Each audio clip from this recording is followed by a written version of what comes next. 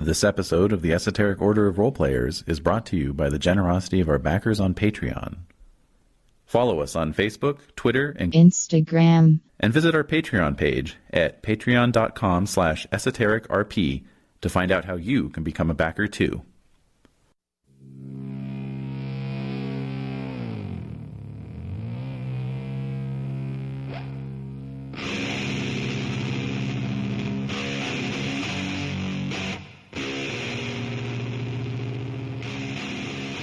The Esoteric Order of Roleplayers present Black and White, a Vampire the Masquerade duet chronicle featuring David Larkins and Desiree Valdez.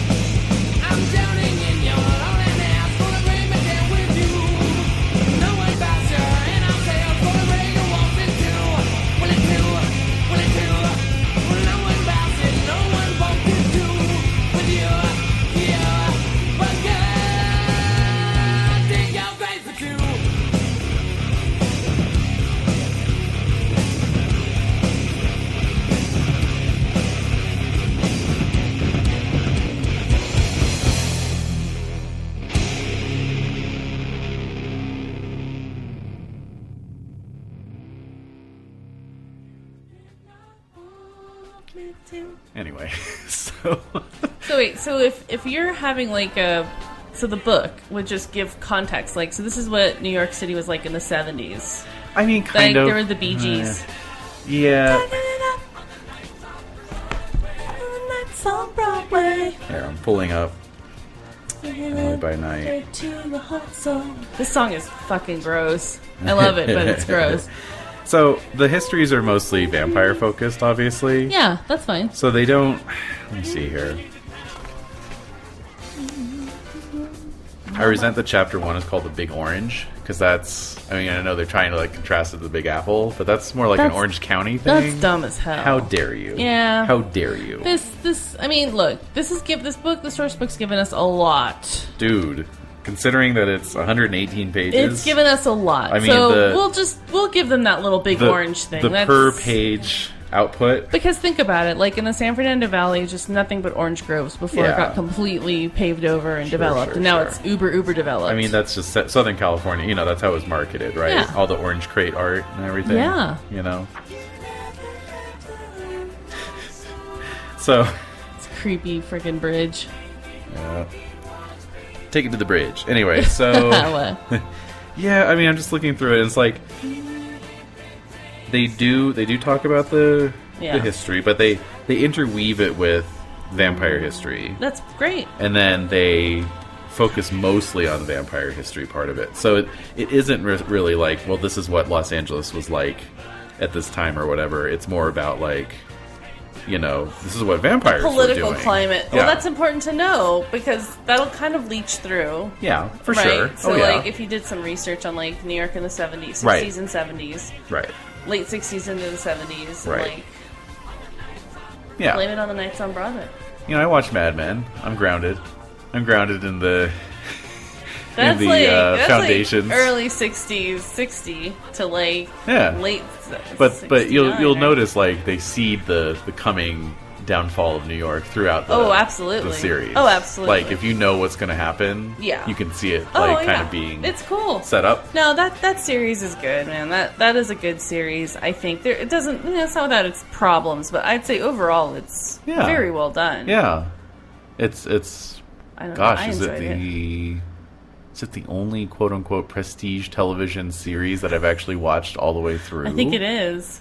You didn't want to even deal with Breaking Bad. I had to tap out. Yeah, I don't blame you. That was too real. If you are have visited, know anything about New Mexico, really know. Well, and especially you're not going to want for myself working in public libraries at the time and just being around meth heads and homeless people and marginal people. Right. I was just like, nope, that's my daily life. Real. That's my daily life. I don't need that. What other things have we watched? Because we really haven't watched a whole lot lot of... I mean, I've watched more than you, I think. You definitely. Like, I like Mr. Robot. Yeah.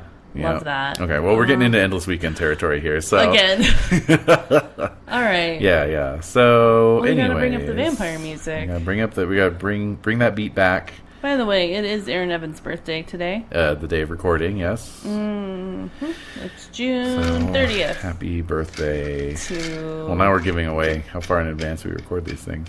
No, it's not that bad. Y'all need to just... If you have a problem with that, then that's your problem, really. Also, sometimes we record the same day we release. That's true. You never know. We like to mix it up. We mix it up, keep things fresh, keeping it fresh. What? All right. Keep it fresh. Anyway. What the hell's that? Subway. Eat fresh. Eat fresh. Yeah. All right. Shout out to Welcome to Nightville, the first 10 episodes of that whole thing, and the rest of it's just garbage. Speaking of not sticking with things. The first 10 episodes of that thing is so good. Yeah. The rest of it's just pure garbage. I stand by that. Self-indulgent trash. I'm not into it. I don't get it. It's not for me, obviously. Is it still going? I don't know. All right. I don't know. But the first 10 eps, perfection. So... Anyways, and now the weather. No one fucking cares. I don't know. Who knows? So, you were asking where we left off. And... I was? Not on the recording. In the off-mic world. I was. You were like, hey, where did we leave off? Oh, and I said, think I remember I know. now. So, where we left off was... and you'll remember this. I very already quickly. Remember it, actually. Oh, well, why don't you tell me your memory of it? Jesus was being a little bitch. Yes. And so he came to my haven with a message of death. Of death. Oh, he is no messenger, but he will give you this message. Has a message of death. Mm-hmm. And was like, stay away from Taste, stay away from Salvador, stay away from all of that. Since you're with the Crypt Sons now, we know where your loyalties lie. Mm-hmm. Bye! So he and Crispus went off. What? Carry on. He and Crispus went off. Yep. And then came the drive-by. So here comes the drive-by. This sad-ass little Honda Civic full of these vatos comes up and is like ready to start, shooting dragonfire rounds into my chesticles, and I was not for it. So chesticles. So I was like, fuck that. So after many failed rolls, divine intervention from my fellow pack member Araceli and my beloved Coyote. We basically opened that car up like a can of sardines and just went to munching. Then, like the Tiffany song, I think we're alone now. Oh. We were running just as fast as we can to the beach and try to get away into the night. So we ran into the... You should have played that song. Oh yeah, I should have actually. And so we, I think we're alone. So then we were alone, and so then we jumped into the sea, washing the blood off of us, and she was all into the emotions of the moment and started kissing me a little bit, and I was like, oh, ha ha ha. And then we kind of talked about being fellow gangrels. Gangrel. And this music's very strange. And so we just kind of floated under the pier and kind of talked about our fate. And then we came out of the water, submerged. No, emerged. Emerged. Yes. And we walking on the shore, holding hands with our Coyote in tow. In order to sell the illusion. We were just kind of walking and watching as the lights and the lights from the helicopter overhead, the LAPD searchlight, the cop cars, and we were talking about how this was probably going to be on the news and how other kindred who were at Taste in various places would be like, oh shit, we know who the Baron of West Los Angeles is.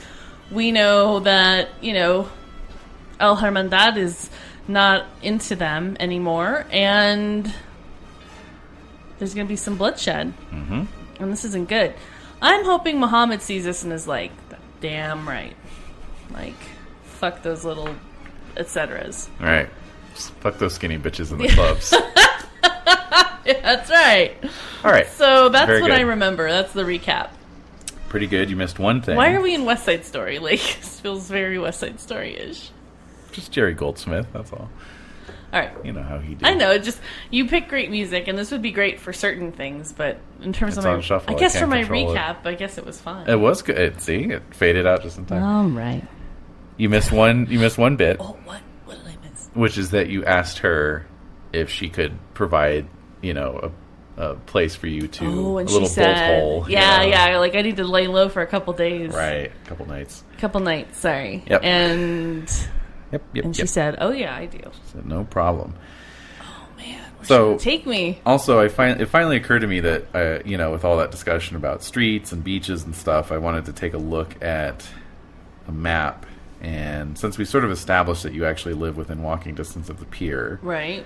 I was just kind of looking at a map here. So I think it's appropriate if you live on Ocean Avenue. Okay. How's that sound? Fine. And Why are you bringing this up right now? I'm just for notes, just for future reference. So you live on Ocean Avenue and Hollister. That's the Okay. that's the corner Cool. lot. You might be interested to know that in the far distant future of 2019, you live one block down from private pole dancing lessons at Isabel's.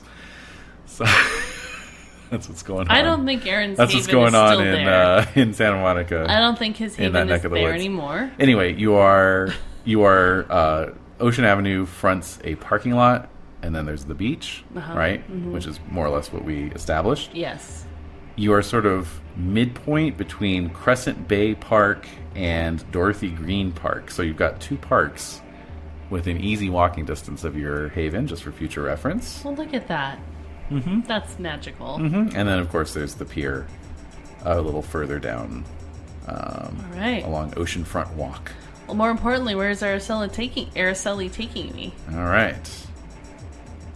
Where indeed. So, oof, What? that's some nasty traffic on the 10. Right now? Real time. It's like blood red. Jesus. We've talked about this before. Every time we go to a map currently of what's happening with the traffic, It's like the Italian Spider-Man reaction shot. It's always blood red on every freeway, almost every street. Yeah, Gross. it's a mess. Nasty. Yeah, I don't know how y'all do it. Yeah, shout out to all you LA peeps. Get out while you still can. All right, Oh. so moving along. Yep. Moving along. Okay, so yes, where indeed is she taking you? So, you walk up with her. Oh, What? Go ahead. This is something that I saw this morning, and Yeah. Please. I think y'all have probably seen this. This is my first time ever seeing this. So I saw a black Jeep, like a hard top, This is the first time you saw a black Jeep. No, I saw it, just driving down the street. Yeah. And it had a you all have probably seen this already, but I've never seen it. It had a tire cover, like the spare tire cover over it, and it said, "I'm the black Jeep of my family." I thought it was funny. That's pretty good, actually. Yeah. And I was like, I get it. It's funny. I thought it was humorous. That's pretty good. It was comical. Yeah. I'd never seen that before. Yeah, and around here in Santa People Fe, like to personalize their vehicles, and quite you tend a bit. to see the same one over and over again. Yeah. Yeah. So Yeah. So, yeah, I'm the black Jeep of my family. that's good. I like it. Okay, so I'm just getting the address of her haven, which I have figured out in advance. There it is. Okay. You're setting up a magic trick. As you watch my hands, you'll see that I have nothing in my hands. I have looked at this address before the show, but that is all. We do not know each other, is that correct? All right, That is correct. That is correct. All right, so you walk from the beach up to 2nd Street, which is next to the Santa Monica Promenade Mall thing that you went to last time. Mm-hmm. And surprisingly, she plops her ass down on a bus bench. Okay.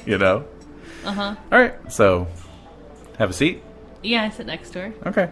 So where are we going? What does the bus stop say? I look up at the sign. Oh, this is Route 733. Okay, going towards. Echo Park? No. I hope not. No, Venice. It's Venice. Yeah. Okay. All right, then. Cool. Yep. So we're on the... But it's pretty late. Is the bus running this late? It is late. I mean, it's like 10:30, so it's maybe... No. No, it's not. No? This is the same night that I went surfing with Derek, so it's past midnight. Oh, that's right. It is past midnight. All right, well, in the world of darkness... The buses are in 24 hours! Or until like 1 a.m. Until 1 It is 1 a.m. Practically, yes. Uh-oh. So is she a little nervous? Last bus of the night. No. She's cool as a cucumber? Cool as a cucumber. So, right. I am nervous personally, Desiree. That would make me very... I'm like, this bus is not going to show up. Well, lo and behold, the bus shows up. Yay! Pulls up. Huzzah. And you get on board. Okay, I have some change, so I can... Mm-hmm.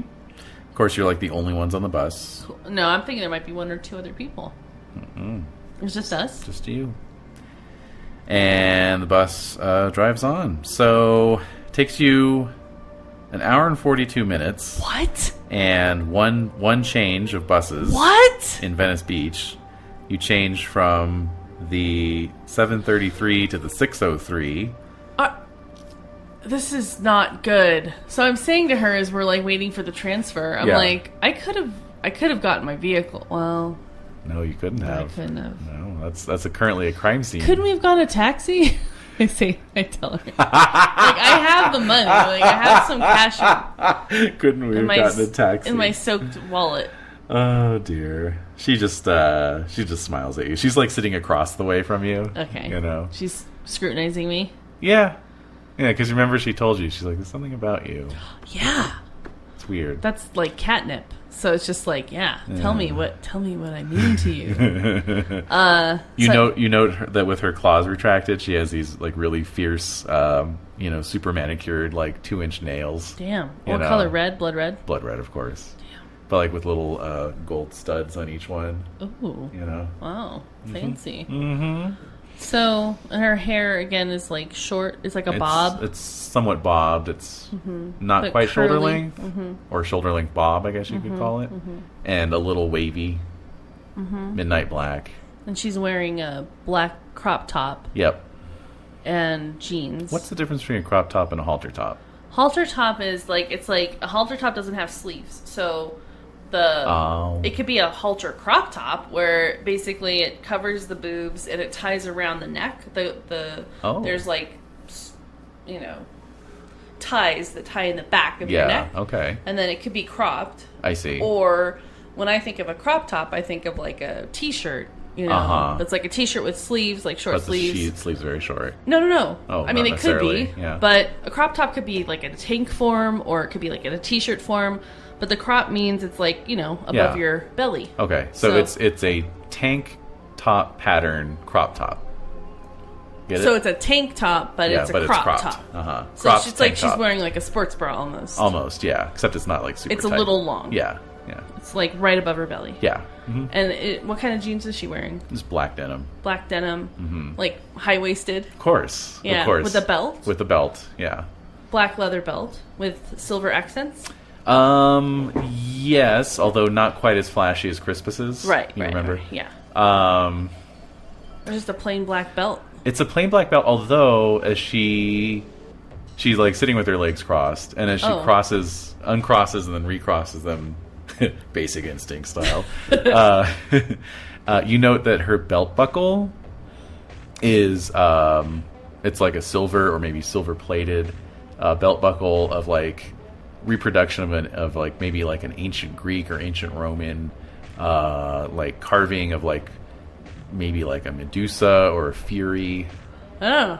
Some kind of like angry goddess. What kind of shoes is she wearing? That's an excellent question. It's 1991, so I oftentimes default to combat boots, as those are the style at the time for a lot of young, fashionistas. However, I don't know if you have what's practical besides a Doc Marten or an army boot. Depends on what she... I guess it could be sneakers. Really? Like Reeboks. Really? Sure, could be. It depends on what her sensibility is. Practical. Practical? Then sometimes, I mean, based on her upbringing, too, it could be a Western boot. That's true. Okay, let's go with that. She's wearing bootcut jeans with, just like a pointy-toed Western Western boot. Black leather, or are they like just really old boots? Yeah, just old boots. But it's brown leather. Yeah, very well worn. It's black denim. Yeah. Why wouldn't you wear blue denim? Stonewash. That's true. Actually, that would go better with the boots. Yeah, because I was kind of picturing the army boots, which would make sense for a black denim. Definitely, but I think some Western boots would be fine. Stonewash, high-cut jeans, black leather belt with a Gorgon or Fury belt buckle, and definitely like inherited, like heirloom quality Western or cowboy boots. And hoop earrings. And gold hoop earrings. Yeah. So she's looking at me. Yeah. So I remind her of somebody. Yeah. So she's mostly studying you. So I say, who do I remind you of? She says, you don't remind me of anybody. Okay, well... But I've only met one other person who has the same kind of energy as you. What's that? What would that energy be? I lean forward. Yeah. I'm like my arms are on my tops of my legs, you know? Yeah. Like I'm just leaning forward. You know? How aware is Erin of like stuff like auspex and stuff like that? Not at all. Not at all. No. Yeah. No. Nobody's ever schooled you on that. No. Yeah. No. I mean, I know that like Christopher's like seen things or said things about me that he's picking up on. But I'm just like, he's just Christopher. Yeah. You know, like. Okay. So I'm like I lean forward like with my arms on my, and I have my hands under my chin. You're doing the Phil Donahue. Yeah. You're going full Phil Donahue. If anyone gets that reference, that's amazing. So yeah. Phil Hartman as Phil Donahue. So good. All right. So I'm leaning forward though. Yeah. Yeah. And I'm just like, well, tell me, what is that energy? I'm flirting a little bit. Okay, sure. A little flirty. Yeah. So, she says, it's hard to explain. You have an interesting pattern about you. Pattern? And what are you talking about? A pattern? How long have you been observing me? I feel like I've just met you, so... Yeah, no, we did just meet. Although, she was in that threesome. No, she wasn't. Oh, she wasn't? No. It was just Vanessa and Emily? Mm-hmm. Oh, that's right. I mean, maybe she was. Was it a foursome? No, Manon was the other. Yeah, it was Manon and the redhead and the other lady, Vanessa. Yeah, so she wasn't. No. Okay. I don't... We'll just say that she wasn't. I don't think she was. I don't think she was. Anyway. All right. What? It's just like trying to remember who was in your who was in your orgy. My psychedelic orgy. Yeah. Was it you or you? Oh, by the way, one of my favorite anecdotes recently is Adam West relating a story from in the 60s when he and Frank Gorshin, who played the Riddler, got invited to a party in Hollywood, and they showed up, and it turned out to be an orgy. So they started to go like in character as Batman and the Riddler, like Riddler, you fiend. It's like, haha, Batman, you've fallen for my trap, and they got thrown out. What? Because they were like harshing everyone else's mellow. That is the fucking weirdest thing. Yeah. You're like... Because they're just like, ew, gross. They're like, so I don't want to do this. How do you react to that? Oh, we'll just go into character and start doing a bit. That is so weird. Yeah. That's so freaking funny. That's hilarious. So that's just word to the wise. If you accidentally stumble upon an orgy, just start to do some improvisational stuff. Do some bits, and doing improv unprompted will get you thrown out of any venue. Oh, so, it should. Yes, rightfully so. So. Oh man, that is hilarious. Yeah, that's so great. I just love thinking of them like walking in. They're like, oh, it's that kind of party. Like, oh no, what do we do? All of these people are Ugmos. I don't want to bang any of them. So let's get out of here. Ugmos. They're cute as a bug's ear. All right. So anyway, so she... She's scrutinizing me. She says I have an interesting pattern. Yeah. And I say, what are you talking about, pattern? Oh, by the way, Coyote's with you. Oh, yeah. I don't think we stated that. Yeah. But yeah, you got on the bus with Coyote, so... Yeah. And the bus driver at this point is beyond caring. Doesn't care. Yeah. It's the last bus of the evening. Do not care. Yeah. What can you do? What can you do? So, it's like, not about to challenge two weirdos and their fucking feral dog. Which looks like a coyote. Yeah. Could, for all he knows, be a coyote. Yes. Anyway. So, so she says, your friend Coyote and I, were talking about you. What? When everything happened. What's everything? When The shootout? when those guys rolled up on you, do you have any idea what was going on with that? Why they were rolling up on me? Yeah. Yeah, I do. What was it? It's just business. Yes. And a vinculum of 10. I know. So I look away. I'm like looking out, but I can see the reflection of myself in the like. I can't really see out the windows of the bus. Yeah. You're just kind of seeing the reflected light. Yeah. And then, how about this? How about then the bus driver turns the lights off in the nice in the back of the bus, and so then I can see outside. So then I look back at her and I just say, "Well, let's just say my current habits caught up to me." My current habits. So this is some past baggage? No. I mean, basically, it was the guys from El Hermandad coming to, kind of basically say to stay away from Taste of LA. Muhammad told me you and Salvador were pretty tight. We were. There was a situation in San Diego where you were there. Mm-hmm. You saw everything going down. I don't know if she was like in the basement. No, I'm not saying that. Yeah, but I mean, you saw that there was like chaos. Mm-hmm. Well, I was in the basement at City Hall and everything was on fire, and I had an interaction with another kindred, and I was in a frenzy.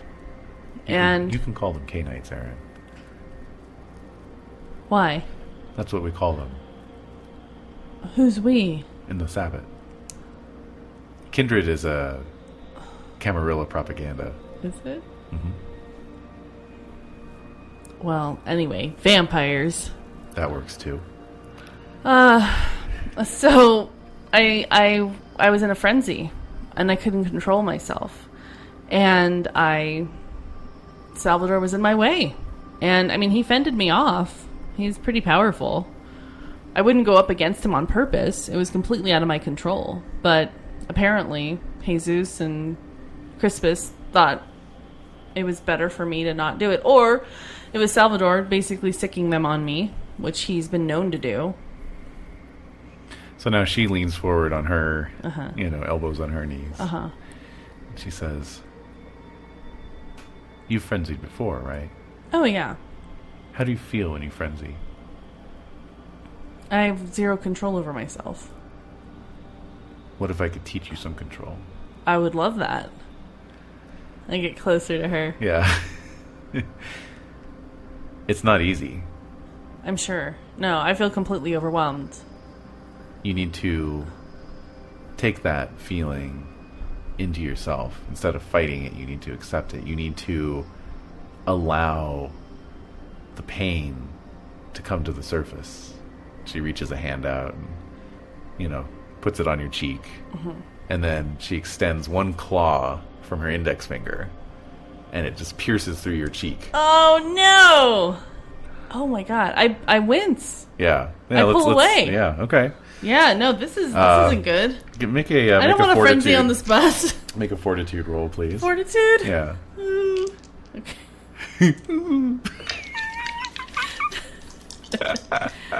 Plus my stamina, right? No, because this would be aggravated. Self-control? No. Just fortitude? Difficulty 6.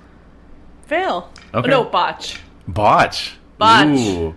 All right, so you take a point of aggravated damage. Oh, no. As the claw pierces your cheek and actually, like, goes up into your sinus cavity. How long is this claw? Like 3 inches. It's horrible. 3-4 inches. Oh, God. Oh, so I pull away. Yeah, oh, yeah. No, you don't just pull away. I mean, you yell in shock and pain. Yeah. And what are you doing? And so the bus driver just, like, the whole That's bus it. lurches. and he's like, all right, that's it. I hear all this bullshit about vampires. You bring a fucking coyote on my bus. Get the fuck off. Get the fuck off. You can walk the rest of the way. I am in pain. So she kind of takes your elbow and we go at the back. takes you out the back. All right, so yeah. we go. I'm standing there on the sidewalk, like, oh my God, like clutching my face, like. So what did you do? Why did you do that? So you're actually right next to MacArthur Park. Which is kind of frightening in the dark. I mean, it's. Oh my God. Anyway. Jesus. All right. So she says it's okay. We're pretty close. We can just walk the rest of the way. Why did you do that? I told you. You have to embrace the pain.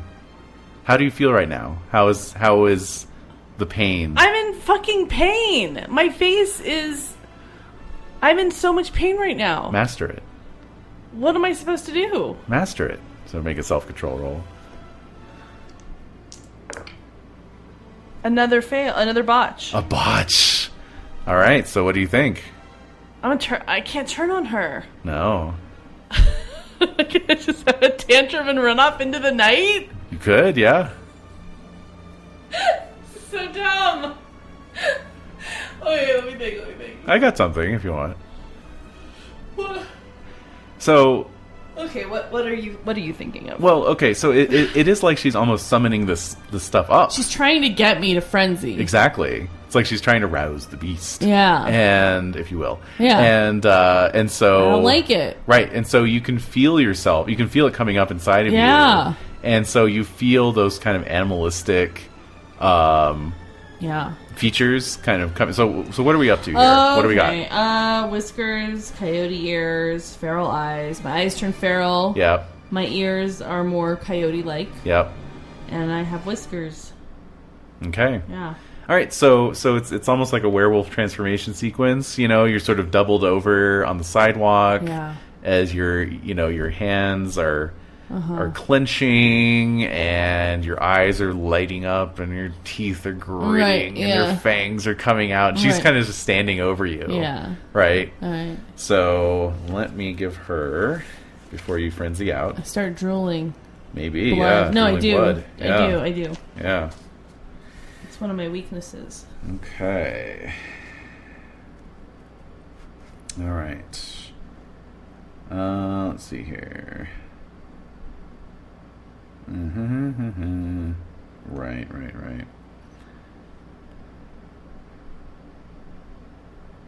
Yep. Okay, cool. All right. Let me just give her a roll here. Okay. Let's set difficulty on that. What happened to the music? I don't know. It kind of went away, didn't it? Okay. Oh, we've just got it's just an atmospheric background. Oh, there we go. Okay. So you're looking up at her, you're drooling blood, your blood is foaming out of your mouth, your eyes are blazing. Yeah. And I'm just like... And she leans forward and takes your face in both of her, manicured hands. And she's like whispering to you in Spanish, and it's like very soothing. And it's kind of like Spanish, and then just also kind of shushing and calming noises as she like leans in and gives you a very gentle kiss on your blood-flecked lips. Gross. And then she just licks the blood off. Oh no! And so that gives you a chance for another self-control roll. Okay. And we'll see what happens. Oh god! All right. I make it with 1. There you go. So I'm like feeling myself like, for the first time ever. Yeah. You feel that beast. It's inside of you, but like it's almost like for a moment, you do feel like what she's talking about, where you've kind of mastered it for a moment. And then it begins to subsume. All right. So then I'm looking at her, and I'm just confused. Like, what is she doing that's helping me to be calm? Yeah. You know? So, then she helps you stand. She takes your hand. She says, come on. I think some of my features are kind of going back. Mm-hmm. But it's taking a little longer. It is than taking normally, a while, yeah. You know? Yeah. So I'm following her. Okay. Coyote is loping along. Mm-hmm. Mm-hmm. I'm picturing like when you were like on the verge of frenzy, he's like sitting there doing the dog thing, like cocking his head from side to side. Huh? Huh? Huh? What are you doing? What's going on? That's what I do. You're looking like me. Yeah. All right, so you walk up to South Rampart Boulevard. Oh, okay. And walk all the way up to Beverly Boulevard. So, are we talking like is she talking to me? No, more she's in being Spanish? quiet. She's quiet. I'm quiet too. Okay. I don't say anything. Yeah. But And- God, my face fucking hurts still. Yeah. I'm still in pain. Oh, yeah. So how many boxes of aggravated damage? 3. You have 3, yeah. I have a lot of blood though. You do. So remember, it's 5 blood per point, and you can only do 1 point per day. So 1 point it's a per day? bitch of aggravated, yeah, or per night. You mean a box? Yes, Okay. a box. Yeah, 5 blood points per box, 1 Okay. box per day. Alright. So she takes you up to Beverly Boulevard. You hang a left, and you will walk just a couple blocks down, and then cross the street to a little side street called North Occidental Boulevard. Uh-huh. Past a place called Ancient Thai Massage. Okay. And- Ancient? Ancient Thai Massage, yes. Huh. All right. And then past a New Village Girls Academy. Uh-huh. And then you're coming up on this like old school mission style, like probably built in 1920s. What is on this mix? I don't know, man. I've been experimenting with There's some good new stuff, but new pieces. This can fit. It's a little weird. I just threw a bunch of John Carpenter music on here, so Oh, okay. Yeah. So there's no accounting for. there's no accounting. Yeah, it's just. I mean, this kind of works. It does. There's like a dramatic organ in the background. Yeah. So you know? so we're walking. I'm following her. Yeah. And the thing is that this doesn't feel terribly brooding or threatening No. or anything. No. So It's just 2 little creepy creeps walking with their coyote. yeah, or this location I was about to describe either. So Oh. so it's like I said, it's an old school mission style, like 1920s era building, very large, 2 stories, palm trees around the perimeter. Yeah. And a sign over this. There's some stairs going up to a little atrium, and front door thing, and it says St. Anne's Maternity Hospital. Huh. Okay, Okay. so she leads you onto the property, Okay. and then you go around the back of it, and there's like some cellar doors, which she opens and takes you down. I follow. Okay. So you head down into a musty basement. Okay. It's obviously like a storage area for like the groundskeeper and the handyman or whoever. There's like paint buckets and a lawnmower and various other things. There's a sealed up coal chute, and there's a door in the back of that room which she takes you through, and that leads you into a smaller area that was probably once a boiler room, but the boiler's been taken out. Okay. And so, there's just like an old army cot with an army blanket on it, and no windows or anything. It's a light-proof room. And so she shuts the door, and you're plunged into pitch darkness, and then a second later, she pulls on a little chain, and a naked bulb comes to life overhead. And so you're just in this little 10 by 15 cell, essentially. Huh. So she says, it's not much, but it's where I stay whenever I'm in town. I have an understanding with the groundskeeper. Where are you usually? Back in Vegas with Oh, that's right. with the girls. Do you dance at the Boneyard? I do. What's the song you dance to? Well, I try to change it up, but Yeah. I guess an old favorite of mine would have to be Every Rose Has Its Thorn by Poison. Wow, that's a slow one. I like to do a slow dance. Oh, I see. Yeah. Okay. Seduction. Right. Like this. Like what? And so she starts to kind of she starts to kind of demonstrate, like a little slow dance. Okay, so I'm sitting on the cot. Mm-hmm. and so she's she's just doing her thing, and it's almost like you can hear the song in your head. Right. And she she's kind of smiling at you. She says, normally this would cost you $20. I can pay you. No, this one's on me. All right. And so so she's just doing like kind of a seductive lap dance as you're sitting on this funky old army cot. Weird. Yeah. And my face is still like throbbing. So it's in total contrast to however long ago that was, a week ago, 2 weeks ago, when you had that girl in your place. Yeah. And you had her dance for you. Uh-huh. Because this time it's like she's in control. Yeah. And you feel that. Yeah. I'm completely like just kind of under her sway. Mm-hmm. I mean, I'm finding her very mesmerizing, and like I can't stop looking at her. Mm-hmm. And so I'm but I'm kind of, I feel almost like totally powerless. Like I can't do anything. Mm-hmm. I'm just here. Yeah. And just, I'm basking in her presence. Yeah. Because it's just like, I don't, like in terms of the pack thing, I'm trying to understand what that means, and like I'm basking. Mm-hmm. So. Yeah. Yeah. Yeah, I mean, with the vinculum and everything, it's just... I'm thrilled, for sure, but it's like there's nothing I can do. Yeah. Because it would just be... It would almost be like... too much, stupid, It's just like, it's like I'm kind of... I feel like she's more powerful than me in terms of our dynamic. Mm-hmm.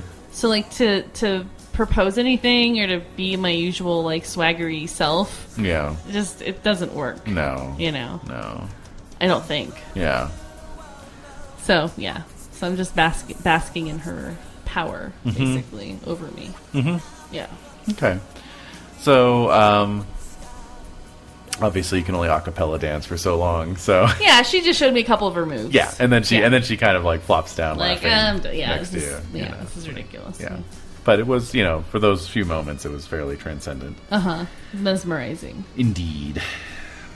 So she, and at that point, she kind of, for the first time, notices the tears and burns in your shirt and the wounds on your side from taking that dragonfire around. Oh, yeah. Yeah. So you're hurting. I mean, you're beat up. As up. usual. I'm all beat up. Yeah. So she's like, come on, lie down. Lie down. There's like one cot here. Yeah, she's pulling you down. Okay. I guess I curl up in her arms, or... exactly. Okay, I guess it feels normal. Yeah. Because I like her so much. Or I'm so connected to her, supposedly. Right. Well, there's that part of you. It's like this one half of you that's saying, like, hey, this is awesome. This is fine, yeah. So then there's the other part of you that does have some conscious control this over is it. weird. Yeah. Yeah. Like, I don't... You're not used to being the little spoon? No. No. But, okay, so I'm just like, I kind of just... Yeah, we get into a comfortable position, I guess, laying on this cot. Mm-hmm. Okay. Yeah. And dawn is fast approaching. Uh-huh. So, I start to kind of fade away a little bit. Mm-hmm. As Mr. Sun makes his appearance over the horizon. He better not make his appearance anywhere near me. And so, you're going to lose a blood point, of course. Okay, but I'm going to use 5 to heal. And then you want to heal up. Yeah. Okay. Bloom. All right. Also, like... Yeah, I'm going to wonder why she doesn't use the ground. Oh, it costs an extra blood point. Well, I know... I'm aware of that. I just am wondering what's making her choose to not do that. Mm-hmm. Yeah. Since she's a fellow gangrel and like... A fellow gangrel. What? Yeah, no. It's true. I just like how you keep kind of, returning to that part. Because it's a big deal. Like, the only other gangrels I've been around have been, like, Karen. Yeah. And Calvin. And Mirko. Whatever, fuck him. I don't care about Mirko. He made his choice.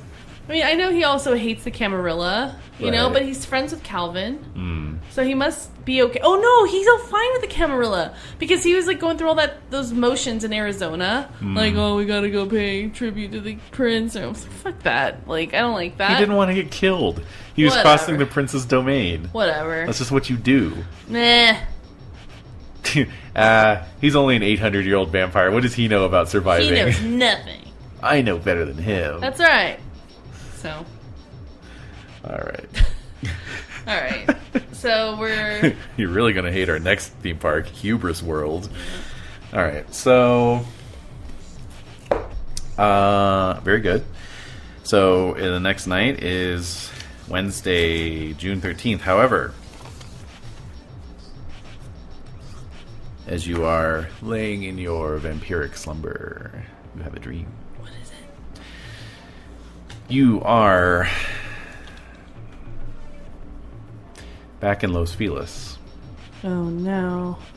The murder house is looming up above you. All the windows have been knocked out. It looks like even more abandoned than ever. Mm-hmm. The stucco is cracked and falling off in chunks, Oh, wow. And, okay. And then you're aware that Christopher is standing next to you. While I'm looking up at the murder house, Mm-hmm. I turn and I look at him. Okay. He says, you won't find me here anymore. I suspect you know that. I nod. I've moved on. To where? I cannot tell you at this moment, however, I can always visit you, like I am right now. A lot has happened. I know. Just, it's better that I don't know where you are. I know that as well. But I've come to tell you that You've killed Rafe Hamilton? I've come to tell you that Rafe Hamilton is my father. No! I've come to tell you that the mastering process has been completed on your album. Ah! What? You're expecting some profound revelation. The mastering's been done for your album. I have good news. Your album's all finished. Oh my god. Oh, that's... so I'm a little dumbstruck. Like, oh, that's good. That's good. Yes, quite. Okay. So, if you want to get your bandmates together, you can meet your manager Celeste at the production studio tomorrow, Wednesday night. Okay. And no, wait, not Wednesday night. Thursday night. And have a listen. I think you'll like it. Thanks. Naturally. Ta. With that, you wake up. Oh. But you have this address in your head, like as if it's just like, oh, right, of course. The production studio? Mm-hmm. I thought I knew where that was. That's where we recorded it. It's different not place. where you recorded it. Oh, yeah. Okay. Mm-hmm. So I'm waking up. Mm-hmm. I'm like, where am I? Like, oh, shit. Right. Oh, yeah, it no. takes you a second maybe Yeah. to remember. And then I'm there. I'm like, she's right in my face, you know. Yeah, exactly. And is she awake yet or no? Nope. So I kind of extricate myself a little bit. Mm-hmm. Okay. I'm standing like across from the cot. And just sort of like looking at her. Yeah. Because I don't get to be around her a lot, so... Yeah. Like, I just want to observe her and just kind of soak in looking at her. Mm-hmm. Because I don't know when I'm going to see her again. Yeah, that's true. So it is Wednesday night, my dudes. No, it is Thursday night, excuse me. Thursday night. Mm-hmm. I'll get it right. Yeah, I'm confused. You said Wednesday the 13th. Yeah, no, I was confusing myself. So it is Thursday the 13th. God damn it. Thursday the 13th. And yeah, I mean, if you want, I mean, what's your next move? What do you want to do? I want to wait for her to wake up. I don't want to just leave and be rude. All right. All right. So your humanity is 5. So a little less than a half hour later, she begins to stir. She wakes up. Mm-hmm. And she looks at you. Mm-hmm. Well, and then it looks like she's like really distracted for a moment, like as if, like Erin wouldn't have this as a reference, but it's almost as if she had a Bluetooth earpiece in and like somebody was talking to her. Uh-huh. I guess Erin's point of view would be like a Secret Service agent or something, you know, like a little earpiece. Because it looks like she's kind of like, she cocks her head slightly. Mm-hmm. And it's like she's listening to something. Her brow furrows. Yeah, exactly. And then she says, I have to go. You're free to stay here. And then she crosses and she sees that your cheek's all healed. And so she rubs her fingers on it again. And I like that. And she says, I hope you understand why I did that. I'm still trying to figure it out, but it's fine. I don't hold it against you. Ponder it some more. I will. And we'll meet back here. When? When it's convenient for both of us. This is your haven as long as it's mine. Oh. Thank you. But I am needed. So I may not be back, though. That's fine. We'll meet again. Okay. So she gives you a kiss on the cheek. Mm-hmm. And she hurries out. Okay, I follow her. Okay. Just to get out of there. Yeah. Do you want her to know you're following her? Or do you want to, like, hang back? No. I'm following her out of the place. I'm not going to follow her. I got my own shit to do. Okay. I don't know what that is, but I'll figure it out. Yeah, yeah. All right, give me a perception plus alertness roll then.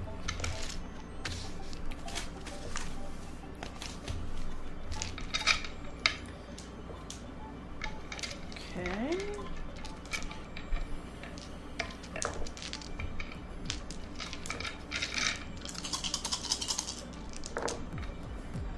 All right.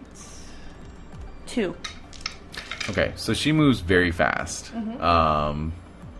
And she's up and out of that cellar really, really quick. You're right on her heels, of course. Mm-hmm. But as soon as you emerge from the subterranean stairs out onto the back lot, she's nowhere to be seen. But then a little trace of movement catches your eye out of the corner of your eye. You turn and you see her like scaling the wall of the hospital. Whoa. And then there's an open window on the second floor and she slips in through it. Alright. That's freaky. We all have our places to be. We choose to get there in the ways that we do, so I'm gonna just head to the street. Okay. Coyote's nearby. Yeah, so Coyote comes loping up. Alright. And you go out onto the street. So where am I?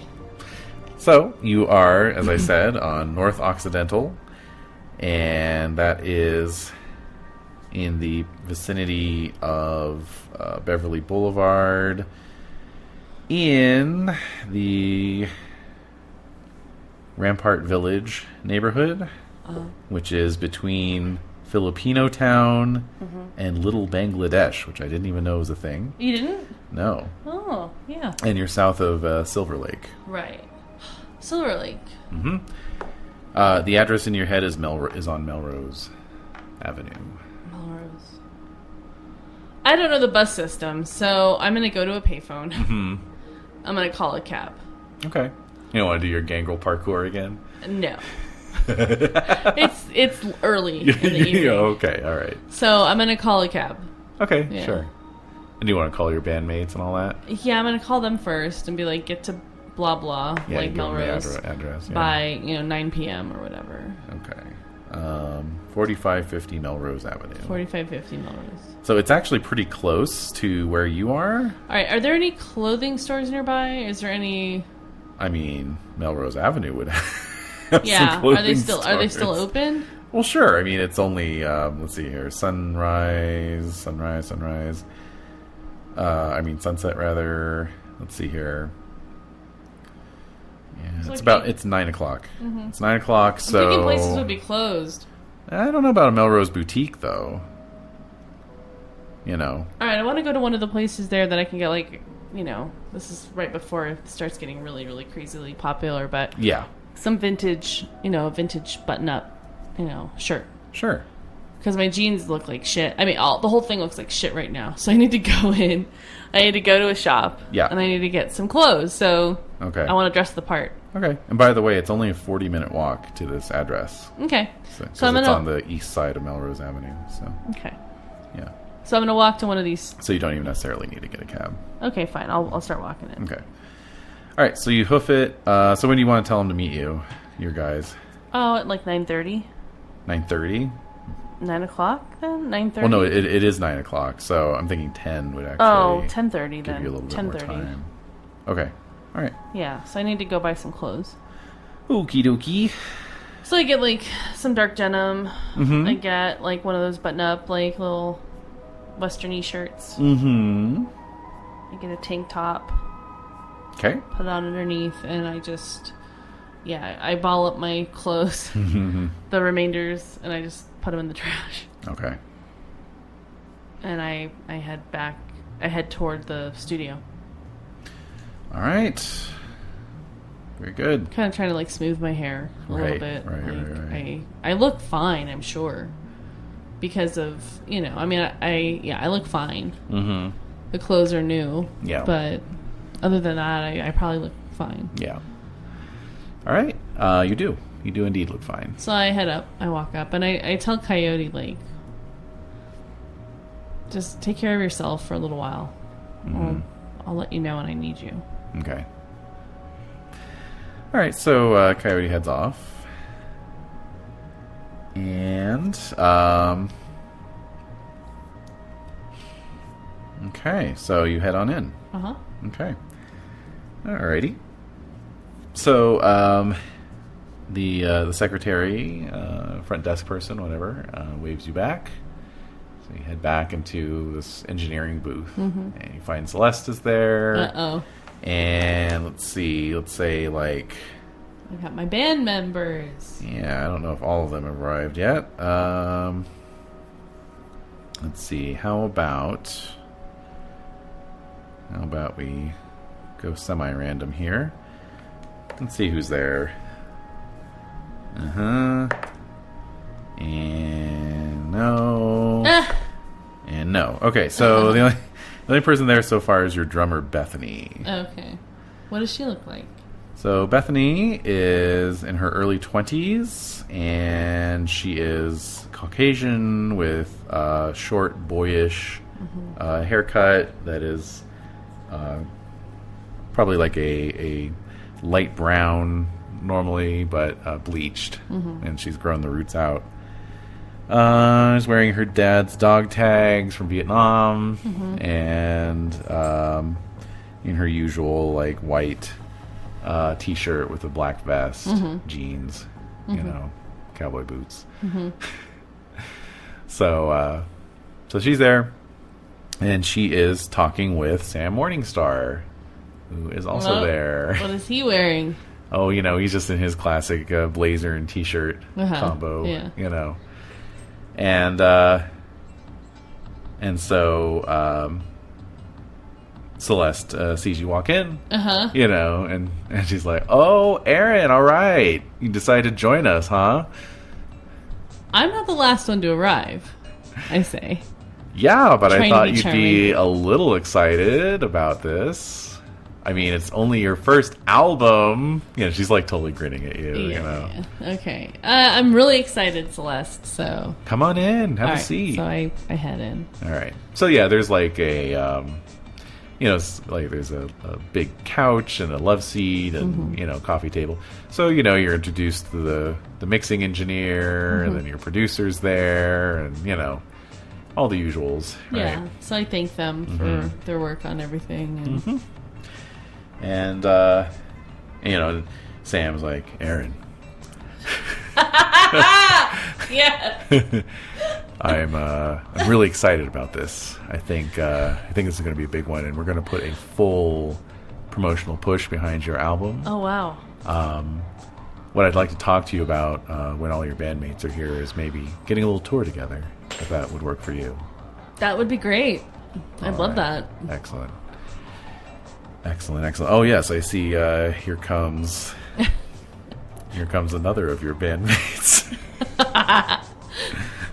So next to arrive is your bassist, Jose Finch. Mid-20s, long hair. Sort of a vintage terry cloth, long sleeve collared shirt, V-neck, yeah. actually, V-neck, yeah, okay. with no shirt underneath, So you guys, I don't know, how do you guys, how do you get on with your band? I mean, are you like formal? They're your ghouls, so they are. Yeah. So we're pretty cool. Yeah. Like we're cool ghouls. Cool ghouls. Yeah. Your groovy ghoulies. They're okay with everything. They like the ghoul lifestyle, as far as I know. That's my interpretation. Just been living the ghoul lifestyle. That's right. So they're cool with it. Yeah. They it really depends on what their nature and demeanors are. Okay. Yeah. Like as far as I'm concerned, I haven't really heard any grousing about. Well, I'm not going to tell you their natures because you don't know that well. Yeah, I'm just saying like. But Bethany's a bit of a thrill seeker. Obviously, she's she's a little wild. She's a little wild. She's young. She's young and she's wild, and she's a drummer, and all drummers are crazy. So, Jose is kind of the mother hen of the group. He's very chill. Well, he's very chill, but he's always like checking up on people. He's the one you talk with the most, like on the phone. And he helps to make sure like. When you're going to do a show that, he's always the first at the sound check, talking with the soundboard engineer, and, all that kind of stuff, right? Yeah. And then breezing in last is your lead guitarist, Heather Emerson, who, is a white woman with long, naturally blonde hair, thick, mascara and eyeliner, and just a real deep shade red lipstick, mostly like black leather and black fabrics, with some jewelry accents, but otherwise like just classic kind of rocker chick look about her. So yeah, I think we're fine with each other. You know, they all like to play music. I mean, that's how I found them. Yeah. And I think we work together well as a team. So it's just, they might be with other bands too that I don't know of, right? You don't have an exclusivity clause in your contract. No, they're all bloodbound to you, so they're pretty loyal, and yeah, but they need to work.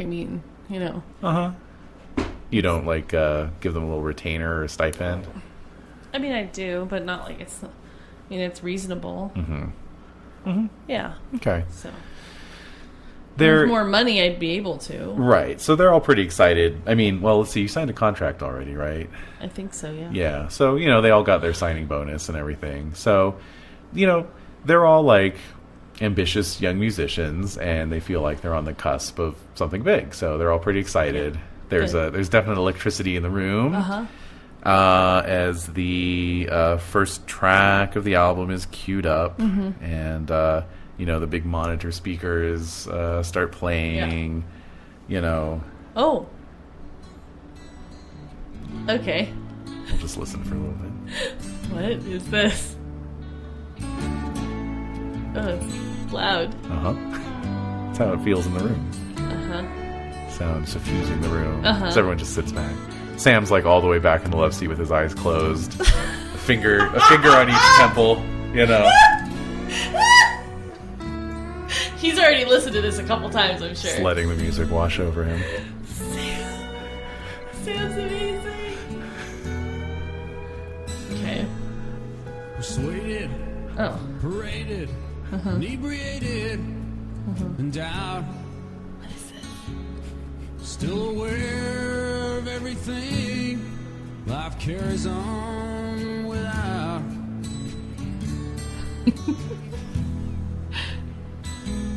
'cause there's one too many faces with dollar sign smiles. I gotta find the shortest path to the bar. For a while, a long way from happy. In a 3-hour wait time. Whiskey bottle over Jesus. Not forever, just for now.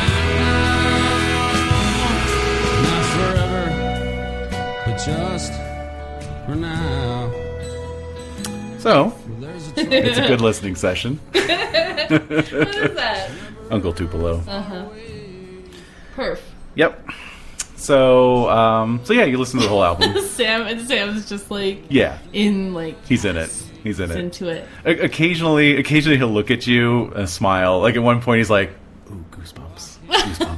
You know. So you listen to the whole album. Nice. It's cool. It's like... And everybody, like your band members are just super pumped. You know, it sounds great, you know. So, you know, afterwards, Sam breaks out some champagne. Nice. You know. And the cork is popped. Does he drink it? He drinks it. What does Celeste do? So Celeste, Sam is very discreet. And he's handing around flutes, like, to the engineer, the producers, your bandmates. But, like, he's very discreet. And you notice that he purposely does not give you or Celeste a glass. He has one. But he has one. And so people are drinking, smoking, you know, laughing, smiling. And so, you know, you get down to brass tacks, start talking about tour. Yeah. You know. Okay, cool. So he wants you guys to tour across the Southwest. So he's getting that's bringing up some feelings in me. Trigger warning. And I'm just like, it's like I have this flashback. Yeah. Like even though I've been without, you know, Paco and his influence for a little bit, not much, but a little bit. Yeah. I just instantly, like, if I could get gut punched, I would. Just thinking about, like, being there and, like, what it means, and it's weird. Yeah. Okay. But yeah, no, he just wants you to do a tour, like, down through Arizona, New Mexico, Texas. Then you're going to hook up into Oklahoma, and then back through Colorado, and then Salt Lake. And then you'll come over and do some dates in Sacramento, and then San Francisco. Yeah. And then maybe like your last stop will be Bakersfield. Yeah. Which is maybe another trigger warning. Yeah, I'm like, maybe I'll run into that weird ass fucking thing. Well. And Bukowski. Bukowski, yeah. I don't think he lives there anymore. I think after that... I think he's probably changed his location. He's like living on a remote island in the Pacific at this point. Yeah. He's at Catalina. Yes. Or that, yes. I was just picturing this like featureless rock, like like Last Jedi style. Right. All right. So, okay, well that sounds amazing. Yeah, so it's going to be like a maybe 15... Whoops, hello. Oh. It's going to be... It's going to be like a 15 date or 15 venue, tour. So you'll be on the road for about 3 weeks. And I'm just like, on the road. On the road again. Yeah. So I'm agreeing to all of it. Okay. Everything sounds good? Oh, it sounds great. All right. Yeah, I want to do this. All right. So let's see, it's June. So Sam thinks he can get all the bookings in place by, late July at the latest, and then you'll just be on the road through August probably. Yeah. So, It'll be hot. Yeah, true. Okay. All right. Turn it down a little bit. Oh yeah, sure. Just a wee bit. A wee bit. Okay. All right. So, by this point, So I've interacted with my band, Yeah, it's like 1 a.m. I congratulate them, thank you so much, Thank you, Aaron. I couldn't do it without you. I mean, it's all on you, man. It was your vision. So Yeah. we're just happy to be along for the ride, says Jose. Oh, God damn it. Yeah. It's gonna be a fun tour. All right, so everybody's pretty pumped. When they go their separate ways. Yeah. Yeah. So then I'm like kind of still in the parking lot, like You notice there's that turquoise Carmen Ghia, seafoam green. Excuse me. Yes. Parked. Sam's car. Yeah, he's like purposely parked it like far away from every other car, just so there aren't any chance of like getting a ding. You know. Yeah. Did he back into the parking space? Of course he did. Yeah. Of course he did. All right. So I'm looking at that car. And he's walking out. Oh. Yeah. So I waved to him. He waves back, and he says, "We'll be in touch, Aaron." Yeah. And I Derek told me that you guys were hatching another little scheme. So he stops and crosses over, and he says, "Yeah, actually, we are. Well, you know, my partner and I, we're very interested in branching out in multimedia. Right. So music is just one component of it. And, I think Derek has a lot to recommend him. He has a very unique vision. And I was just on the phone with him earlier today. He has an interesting pitch for me about surfing vampires. So Right. I think that's definitely a direction we want to move in. I can't imagine where he got the idea from." And he gives you another wink. Who is this guy?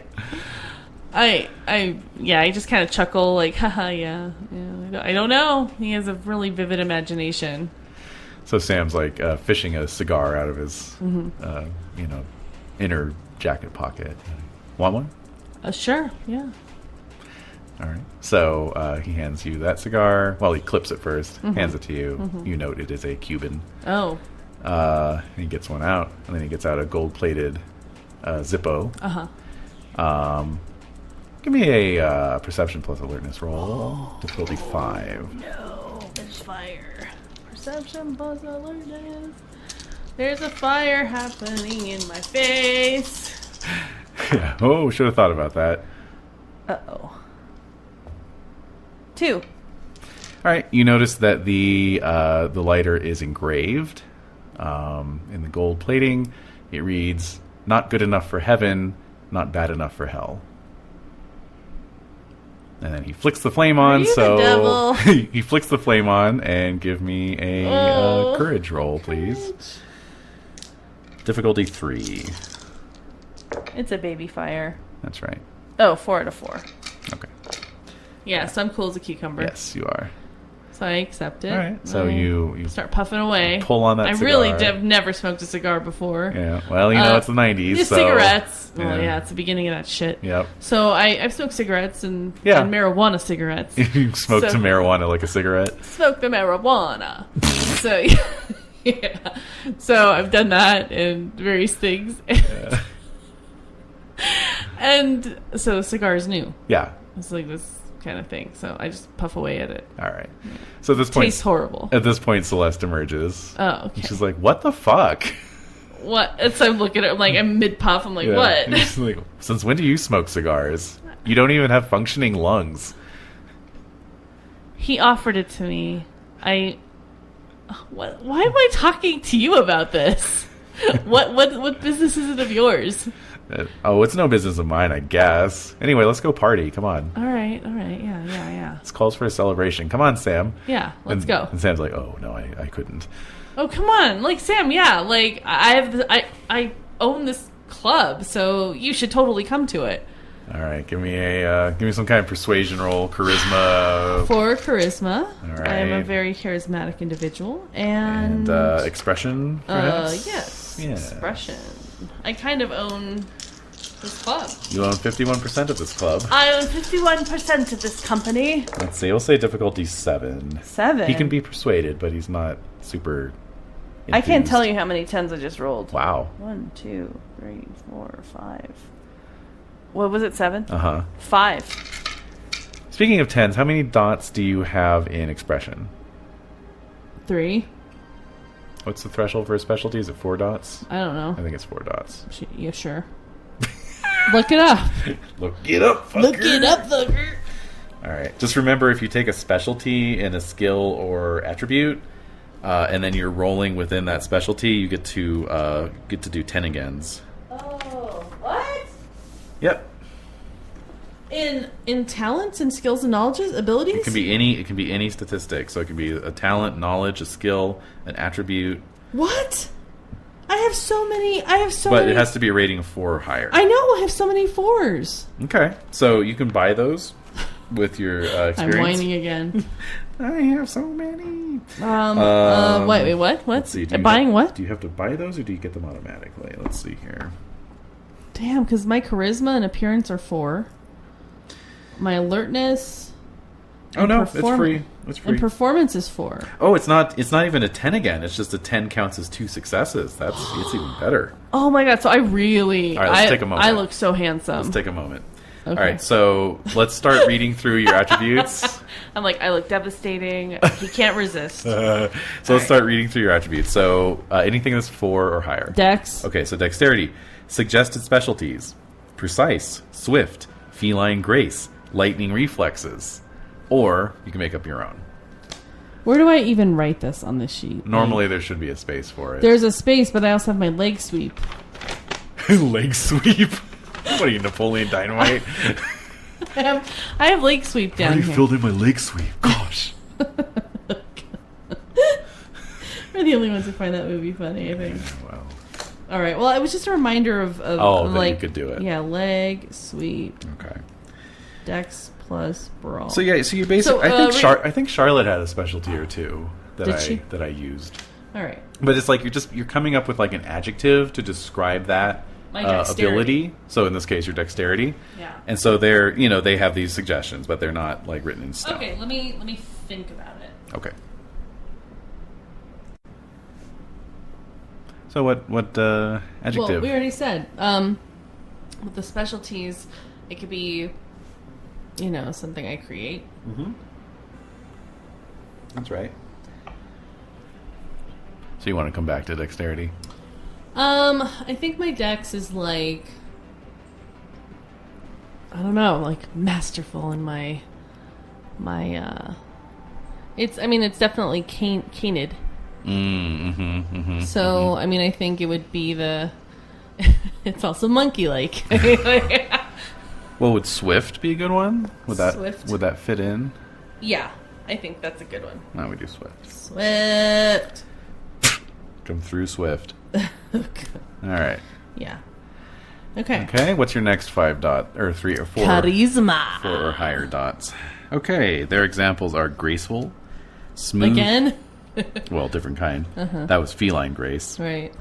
So this is just graceful, smooth talker, forceful, No. urbane, No. witty, No. eloquent. No. They call him the hustler. My charisma is like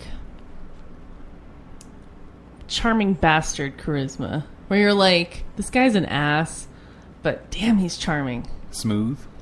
No, Did you say it's not smooth? smooth because Yeah? he can be a little awkward at times. But you're finding yourself like, ooh, Disarming. yeah. Okay. There we go. Disarming. Okay. What's next? Appearance. Appearance.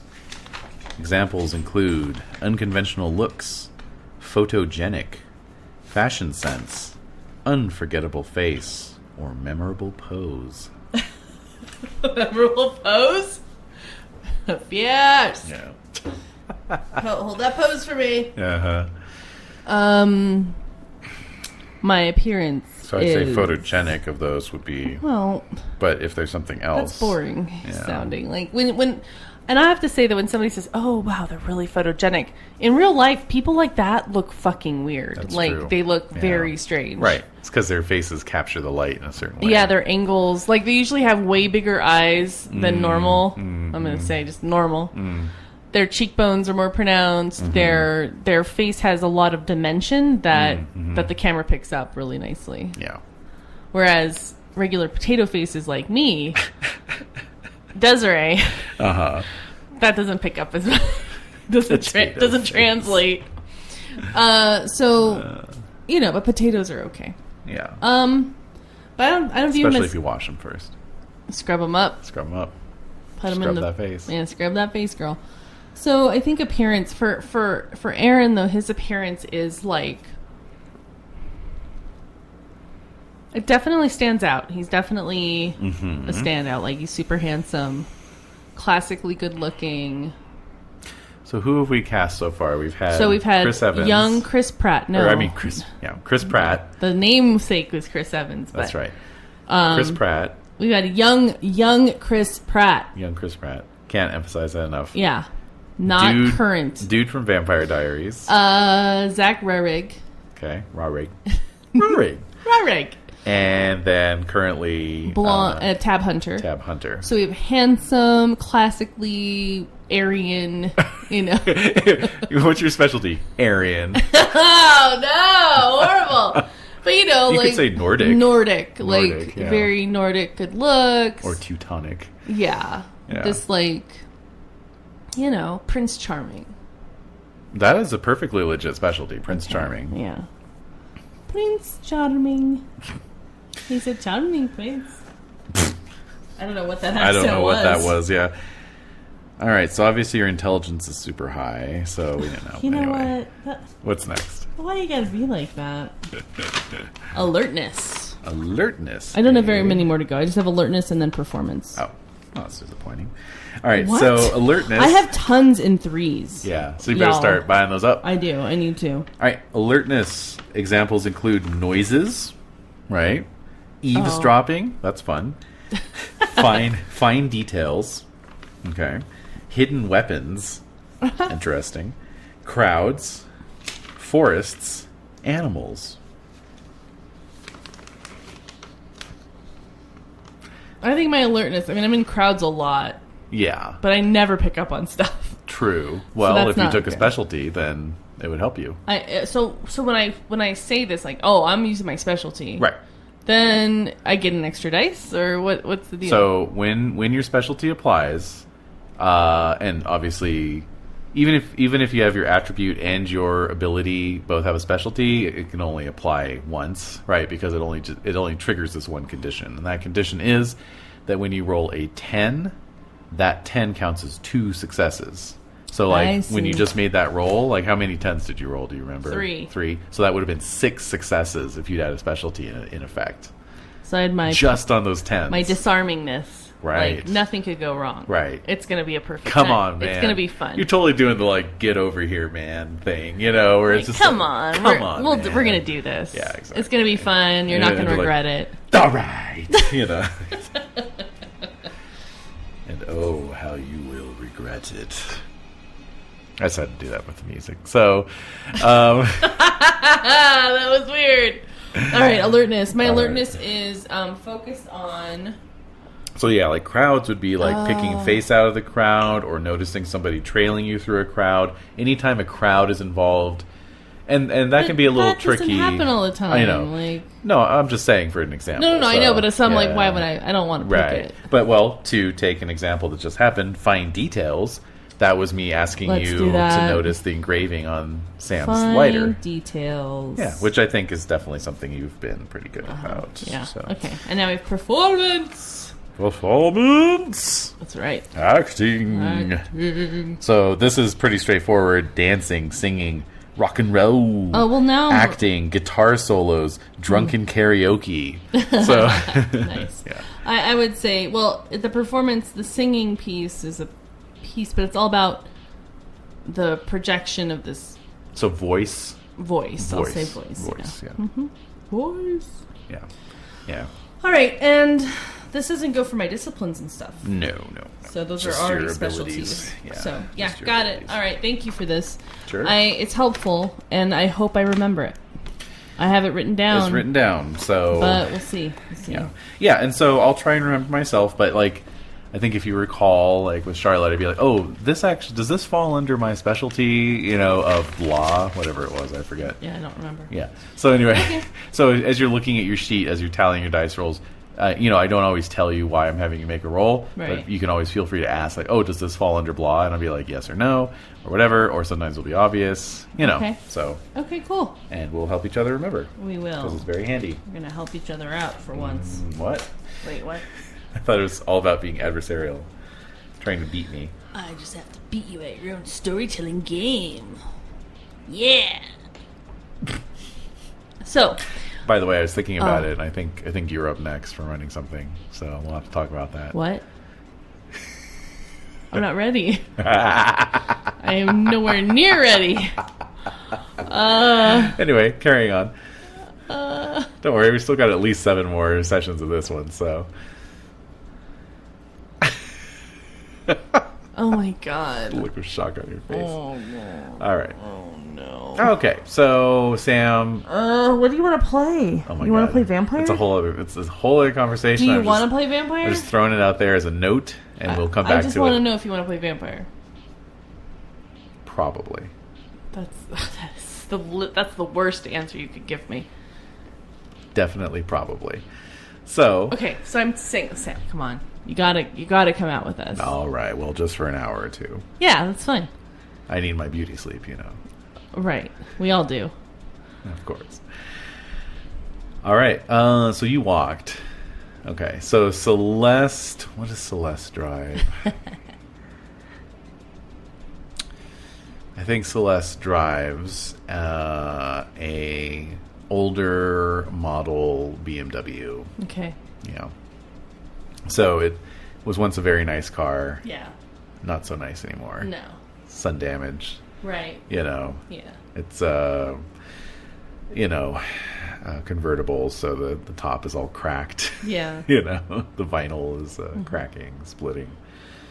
So which car do you want to hitch a ride in to go to Club Zombie? Well, if Sam wants to, I mean, it's a Carmen Ghia, so you're kind of big. You're a big guy. it's true. To So sort is of he. fold your way in. So is he. Yeah, I know. So it'd be super uncomfortable. We're just like Yeah. crunched in there. All right, well, meet us at Club Zombie, and I give him the directions. Okay. All right. And I'll ride with Celeste. Okay. Yeah. All right. And so when I'm riding with Celeste, I'm like, what's his deal? Well, so when you get in the Okay. car and like you hear the Carmen Ghia fire up, and he pulls out, and like Celeste kind of watches him go, and then she turns to you and is just like, "Eee!" and is like kind of like giving you little rabbit punches on your arm. What?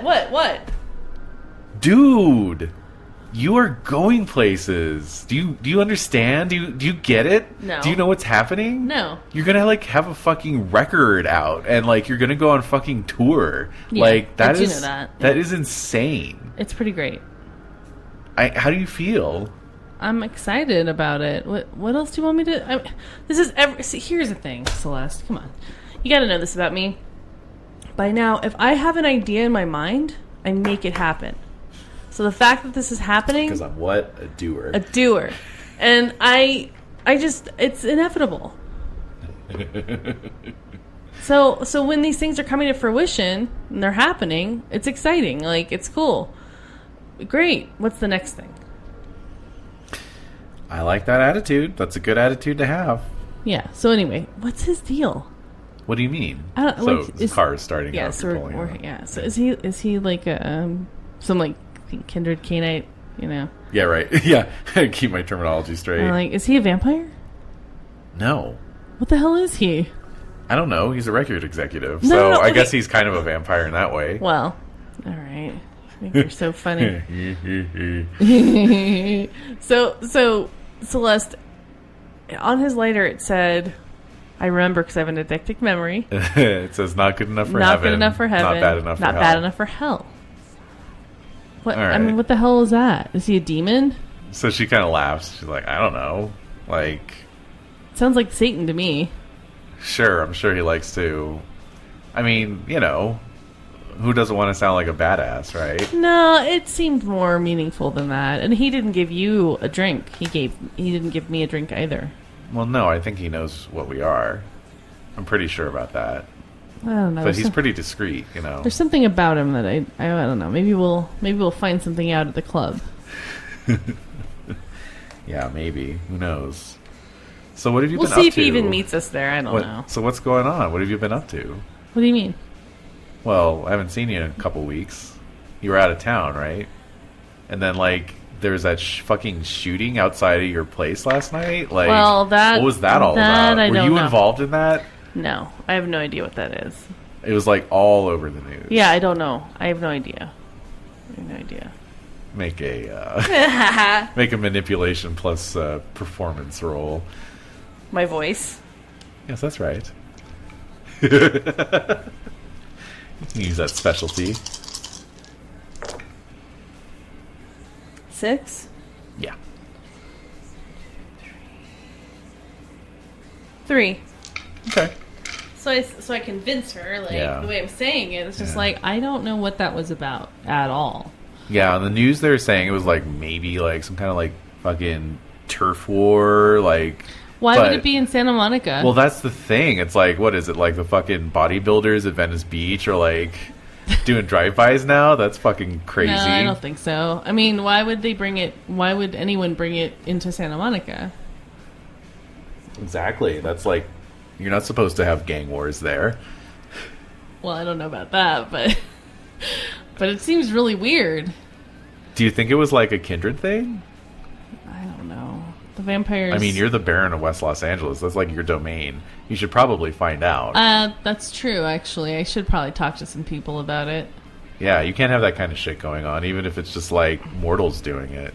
True, and it was like right by my haven, so yeah, you're right. I should probably investigate it further. Yeah, you're being a little too I'm kind of nonchalant. I'm playing right? a little dumb. You're like, oh shit, I should be more concerned. Yeah, I should be caring more about this. Yeah. Well, you know, Celeste, how it is. I mean, the more you get involved, the more difficult it can be. Tell me about it. That's why I try and stay out of all that That's shit. why. So why do you think I want to get into it? I know I'm a stupid ass Baron, but it's not really by choice. I'm kind of being forced to. Oh yeah, you're being forced to have a bunch of money and influence. Yes. Yes, I am. Yeah, that's what I say. Like, yep. So, anyway, yeah, I've been busy. I've been running around, and what have you heard? Are people talking about me? What are people saying about me? Well, apparently you're no longer welcome at Taste of LA. Where'd you hear that from? People. Like who? I have my connections. Well, anyway, yeah, that's what I've heard that too. I don't know why. I thought it was kind of Elysium-like. That's Disneyland. Yeah, I know, but I'm just saying people didn't seem to care about me being around. Well, supposedly it's open to anybody, but you can be banned from there. Why? I didn't do anything. I didn't bring a person there, a human. I didn't do anything wrong. If you really want to go back, you can talk to the Goldfarbs, but obviously they folded to Salvador or somebody. Oh, they always will. They're ghouls of his. No, some people say that, yeah. No, they are. They told me. I know. I don't give a fuck. Really? They told me. Yes. Oh.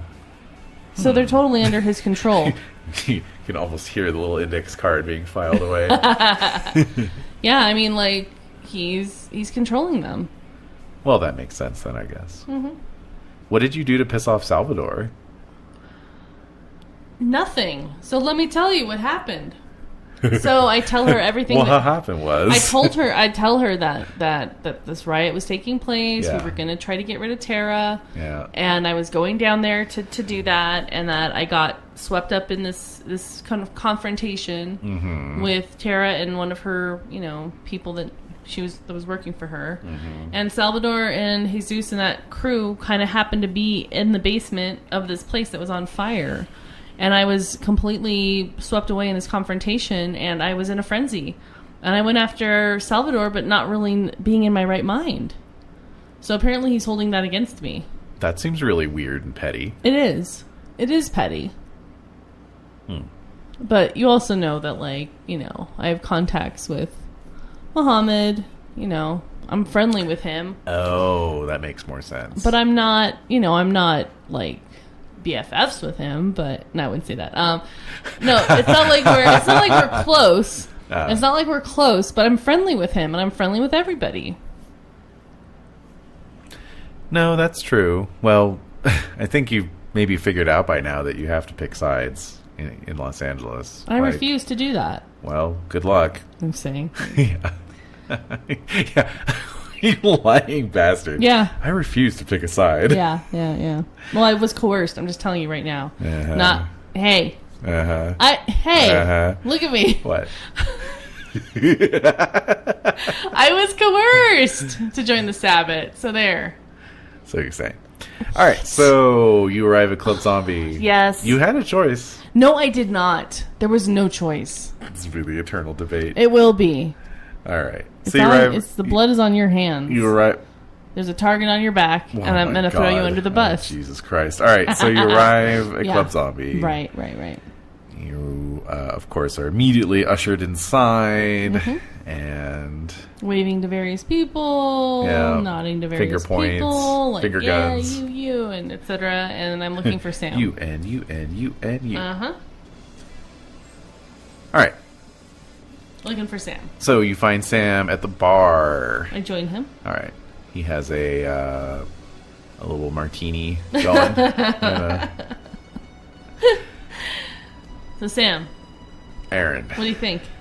nice, You like- really nice. Yeah, you like it? Yeah, Good. it's a really good space. Popular, obviously. It's Mm-hmm.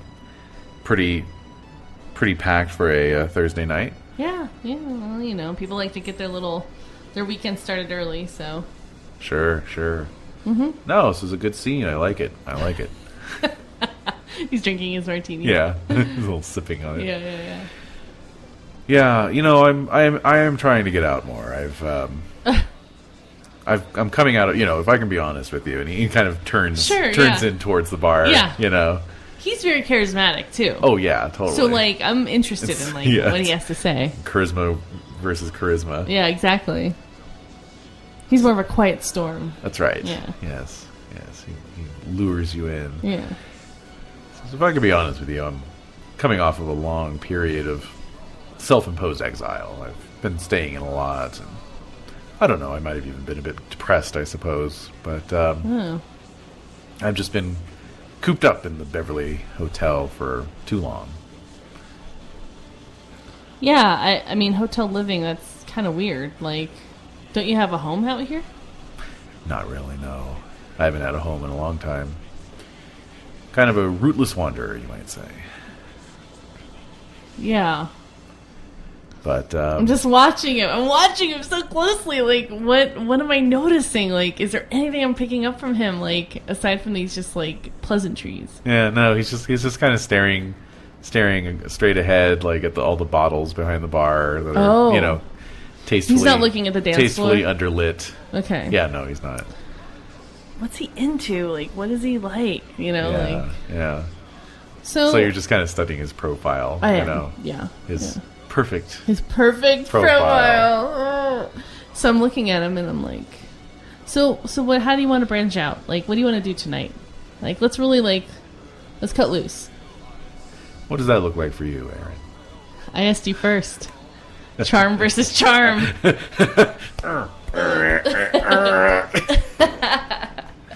All right. Yeah. Let's see asked if you let's see how first. much you can charm him. So I'm let's disarming do charisma. disarming charisma. Yes. Mm-hmm. With expression, I suppose. Expression. But we'll need difficulty 9 on this. So. Damn! Yep. He's a tough nut to crack. He is. 9. Uh huh.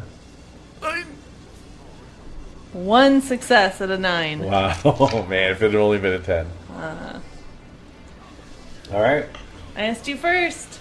All right. So he smiles, and he says, "Well, like I said, it's been a while, so I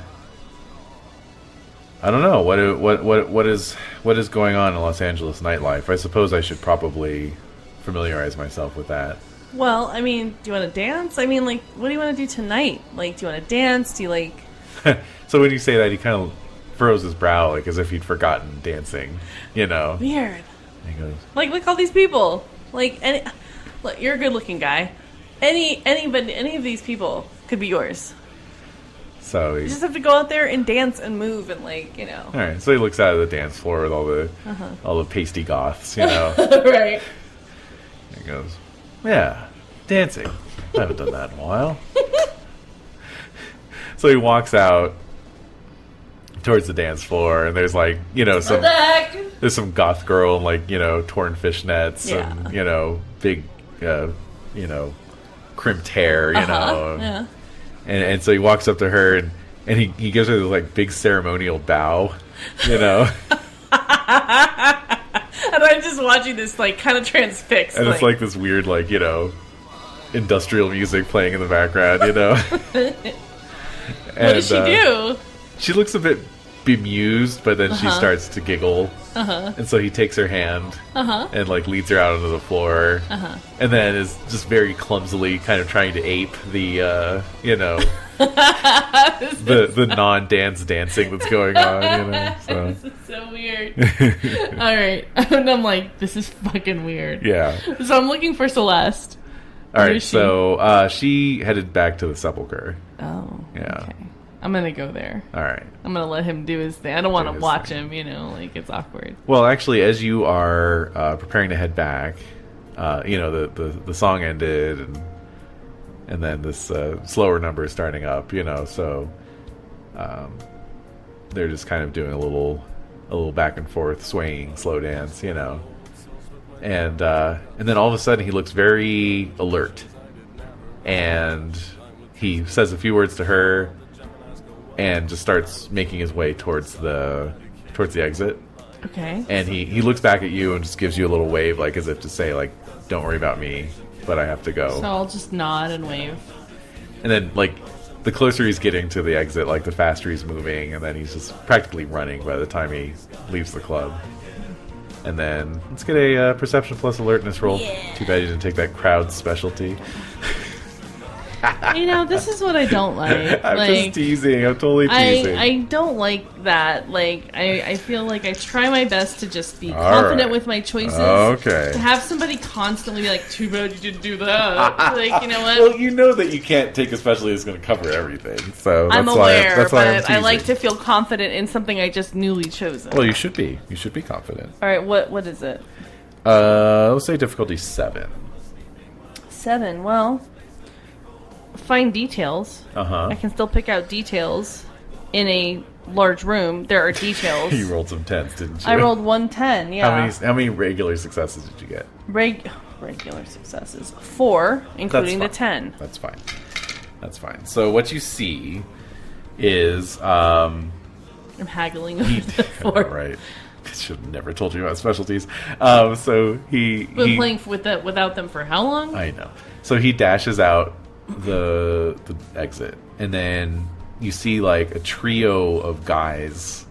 They're all like very tall, lanky, pale ass goth guys with like just really kind of funky hairdos, like kind of shaved, like half their head is shaved, Yeah. and then the other half is like just this sort of floppy side flop, you know, that Some kind of normal thing. goth hair. Yeah, but fairly extreme, you know. And then they've got a lot of like piercings in their ears and faces, you know. I've never seen them around. They don't look familiar to you at all. They're all wearing like very long leather black trench coats. It's all very kind of like Dark City, although that movie hasn't been made yet, you know, but like that kind of aesthetic, you know. And they're moving very purposefully off the dance floor as well, and then going out the exit. I'm gonna follow. I'm gonna go to the exit. Okay. All right. So we need some pursuit. So let's get wits plus alertness. Wits plus alertness? Yes. Okay. And you can add your celerity as well, actually, Okay. because you're moving fast. So it'll give you a chance to catch up. Okay. But we'll say difficulty 7 again. 7. Mm-hmm. 4. Wow. Okay. So Before I know it, I'm at the exit. yeah, pretty much. You're out of the club. Even. Yeah, pretty much. So you're out of the club, which means go back to our regularly scheduled program. All right. Okay. And oh. This is How dramatic.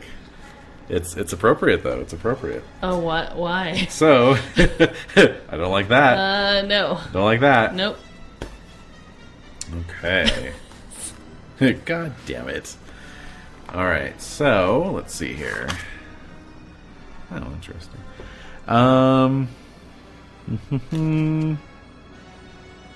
Interesting. Okay.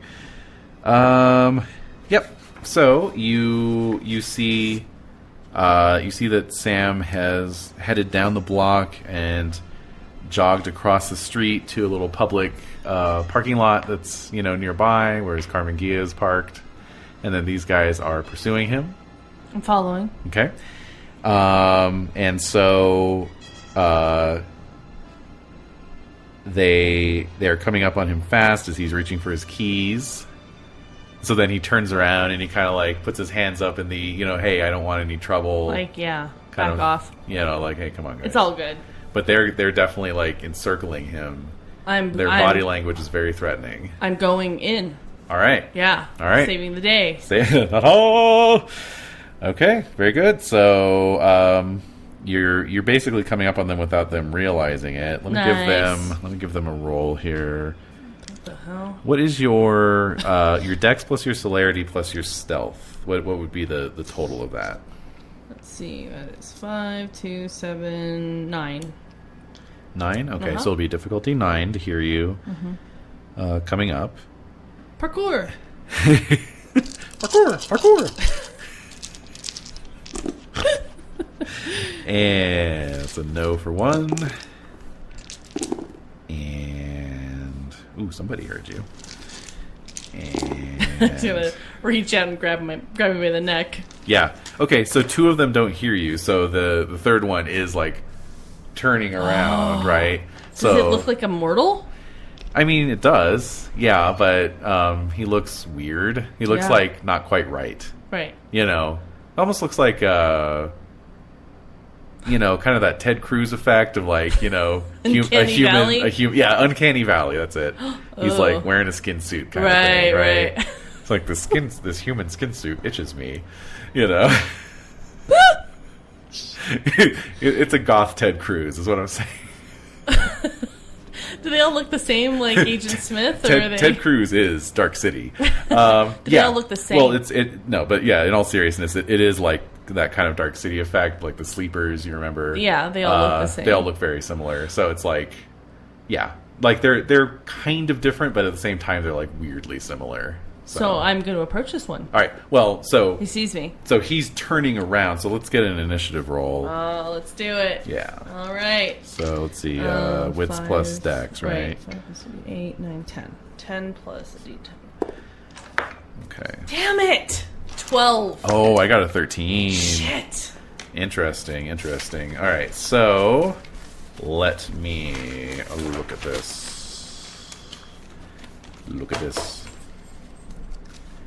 All right, where are we? All right. What do we got here? You gotta play. I have to run the next one. Oh my god. Yeah, I guess I should say the next World of Darkness game. What do you want to play? I'll have to think about it. I need to start formulating shit now. Cause... We'll talk about it. Oh my god. Yeah, because this is in 91. And we talked about the next Amy Chronicle being in 95, I think, or 94, 95, somewhere around there. So that leaves a little time gap. And then just in terms of my like workload overall, it'd be fun to play. But like, is Amy coming back from her trip? This Amy thing. My understanding is that Amy, what the next Chronicle with her is happening while Erin is like she's just not around. She's not in Southern California. No, she's not. For how many years? Years. Because what we're going to do is she's basically been in training, intensive, hunter slayer training, right? All right. No, I've got a whole vision for that Chronicle, and it's going to be fucking awesome. No, of course it will be. I can't wait to get to it, actually. I know. Why don't we play that instead of me running something? Because I don't think I'm going to have the time. Because. Yeah. Because. Because even running this one has been challenging, just finding the time to... And it's a little frustrating, too, because I'm like... I just got into a new vein of lore, no pun intended, recently, like working on these stories we're currently doing, and I'm just like, I really want to dive in and digest all this new stuff, and it's like, I just don't have the time, so doing the best I can, thumbs up, but, maybe the next one, I could take a turn in the player's seat, just saying. Look at giving me. All right. I'm not looking at you. I'm not looking at you. Let's see here. Okay, no, that's not quite it. Sorry, this is all kind of on the fly. But I think you didn't think I'd care about Sam so much? Well, no, I didn't know I didn't think Sam would go with you to the club. First of all, first and foremost. Yeah. This is why he doesn't. Oh, Sam. I will. All right, what are your current willpower points, please? Current willpower is 7. Okay. And all right. And I still have 2 things of injury. Aggravated damage. Yeah, I know.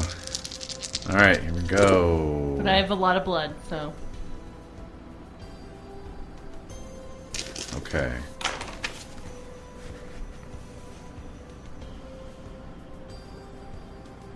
Okay. So he just this guy, this weirdo, Whatever. Yeah, turns around. His eyes are like being. Yes, exactly. His eyes are inky black. Okay. Okay. That's not normal. Totally black. That's not normal. No whites. Yeah, it's whatsoever. It's a demon. And he just goes, back off, and you stop. Okay. Like you are compelled to stop. Yeah. Right. I do stop. You do stop. And then he turns back around, and then Sam goes, Aaron, get out of here.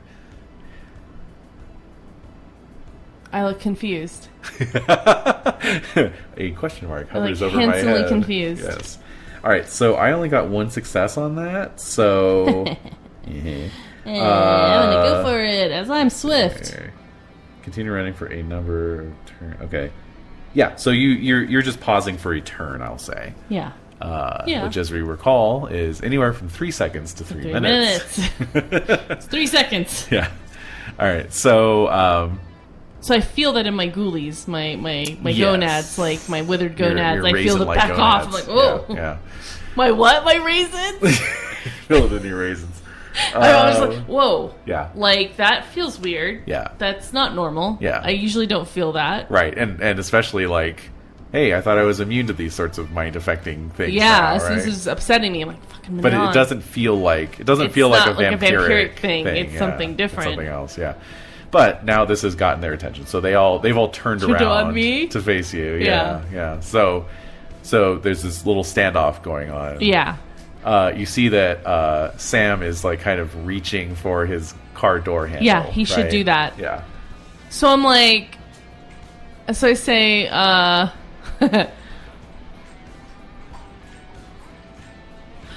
I'm just gonna turn on my eyes and my eyes and stuff. I want to look all creepy and like claws. Yeah.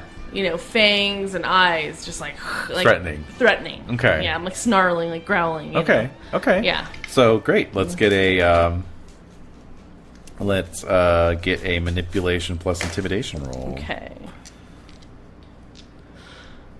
3 and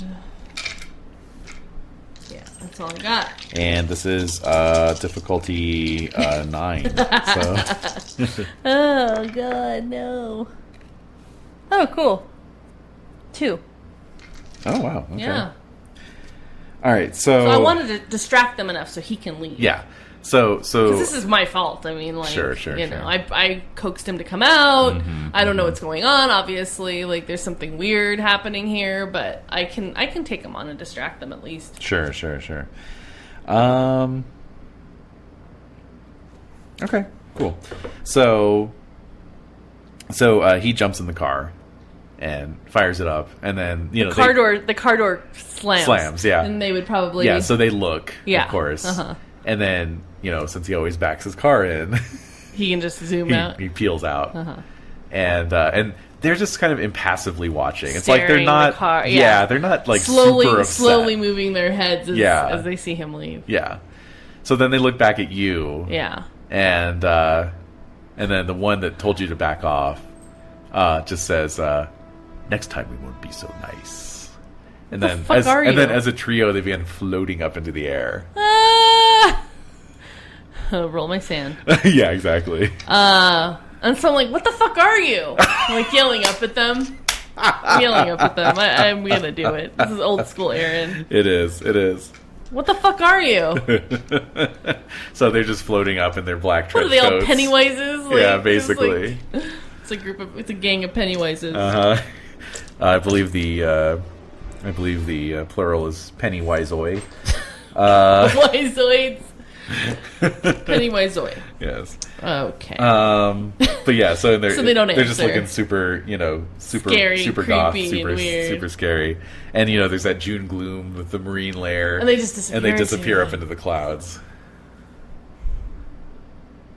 God damn it. So I look back down and I'm just like looking around. Yeah. Taillights of Sam's car are rapidly Yeah. disappearing, Shit. Well, that's fucking Oh, weird. that's the creepiest thing I've seen all week. Yeah. Well, no, it's not. No, it's not. That's the creepiest thing I've seen tonight. Tonight, yeah. In the past 30 minutes. Because, hey, the night isn't over, baby. Night is- So I walk back. I turn on my heel. I'm like, all right. Turn on my heel and walk back into Club It's Zombie. another night at Club Zombie. I need some blood. So when I come in, I'm just like, let's party. I need however many high voluminous people. All the fatties, come to me. All the fatties! And I will drink your blood. Let's do this. Oh, dear. All right. I just say that as a fellow Yes. person. Right, sure. Throwing that out there. I have more volume of blood, so right? I don't think that works that way. No. Okay, so I'm gonna just be like, yeah, come on. Let's do this. All right. Who's standing out to me? Well, let's get a roll. So, let's see. It's your club. My club. It's your domain. My rules. No, it's not your domain. Oh, I'm gonna go back. Oh, I'm gonna go down to the Sepulchre actually before I Okay. do my usual Sure. rounds. Yeah. So I'm gonna go down to the Sepulchre. Okay. I always intend to do a random table for when Who's in the Sepulchre? taste or sepulchre or whatever, who's around. You usually do. You have in the Well, I past. don't have a random table though. Oh, but I you just kind kind of of- look at the NPCs and I go, Yeah. that person. Oh, well, if stupid fuckers who love to go to taste are in the Sepulchre, guess who's getting kicked the fuck out? Yeah, no. So in fact, Why am I so angry? I don't know. So in Because I fact, feel mad. Because thinking about it, when Celeste said the gold farbs, I suddenly got really sad because I was like, I know like, they were a safe harbor for they you. really were. And But if there's like you said, if they're Salvador's ghouls, there's they'll do nothing they can whatever. do. They can't. Even if feel- on a conscious level, they're like, that sucks. So we like that guy. What are they going to do? nothing. Yeah. So I'm going down to the Sepulchre. All right, If so- Louis down there, I swear to God, I'm gonna kick his ass. All right. So you go down. Why? I don't know. Oh, I'm, okay. I'm feeling all You like want to kick somebody's ass? I do. I'm just I'm all pumped up, So as I'm walking back, I kind of calm everything down. Yeah. Yeah. And then as I'm calming myself down, I'm thinking about Araceli. Yeah. Where is she? So I stand there for a minute outside before I go in. Can I sense where she is? Oh, okay. She seemed like she was preoccupied. Right. Is she in trouble? So I'm trying to sense it. Make a perception plus awareness roll. Yeah. Thank you. Difficulty 9. Very rude. Also, I should have bonuses for being part of the pack. If I want to, right? I mean, Nope. that seems like the dumbest thing. I keep telling you, Vinculum is not a blood bond. It is. It is a blood bond. Which means you don't get any of the So- disadvantages, but you don't get any of the advantages either. 9, you said? Uh-huh. I rolled a 10. So I get 1 success. One success. You concentrate on this person, Araceli. this being, this entity, this spirit, if you will. The essence. The essence of Araceli. Uh-huh. Coming this fall to Food Network. No. Jesus. And you get a sense. You do get a sense of a certain connection, like a thread, perhaps, running between you. Mm-hmm. A cord that holds you together. And you don't feel any panic or anxiety or stress. Yeah. All right. But you do feel that weird connection. And I'm feeling like I wish I could see her right now. Yeah.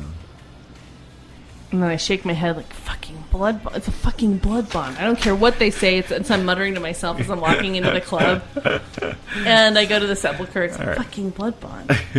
So I go down to the sepulcher. All right. So you pass through the green neon lit entrance and into the cool interior with the black leather benches and I'm a damn good manager of this establishment, I think to myself. Because, like, whoever owns it, I really don't own it. Yeah, well. But, I mean, they manage it really well, so yeah. I don't know who that is. It's a whole other story. So you walk in, or you walk through past the velvet rope, and, and there inside the sepulcher is Celeste, and there's Muhammad. Oh, shit. With a couple of his ghouls. Oh, no. And Louis. So I'm like, roll my eyes. So I'm like, hey, what's up? Hey. So Muhammad gets up, gives you Is Celeste with, like, a mortal? Handshake. Or ghoul or somebody? Looks like she was talking with Muhammad. And Louis. No, really? Yeah. I'm like, oh, shit. Yeah. So I'm like, yeah, what's up? Yeah. So yeah, Muhammad gives you a not just a handshake, but a little bro hug. You know? I hug him back. Yeah. And then he looks at you like concernedly, and he's like, "You doing all right?" No, actually, I'm not. So I guess you saw the news. Oh, I heard the news. You heard the news. I know all about it. I know who ordered the hit. So he's saying this is for the Celeste. Yeah. Because I was like, I don't know what it is. Yeah.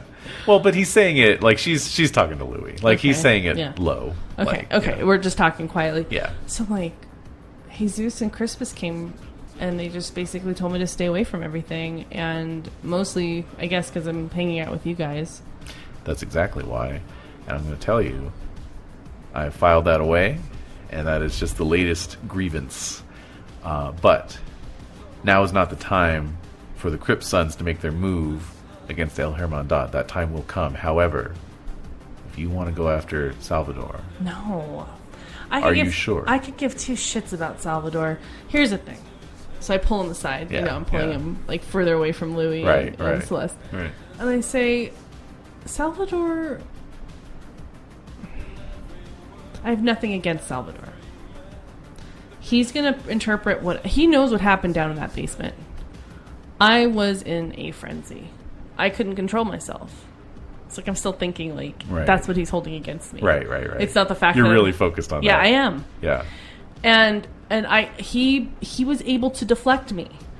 And I went off into my little zone, and then you found me. You and Manon found me. So, like, I don't know. I have nothing against him.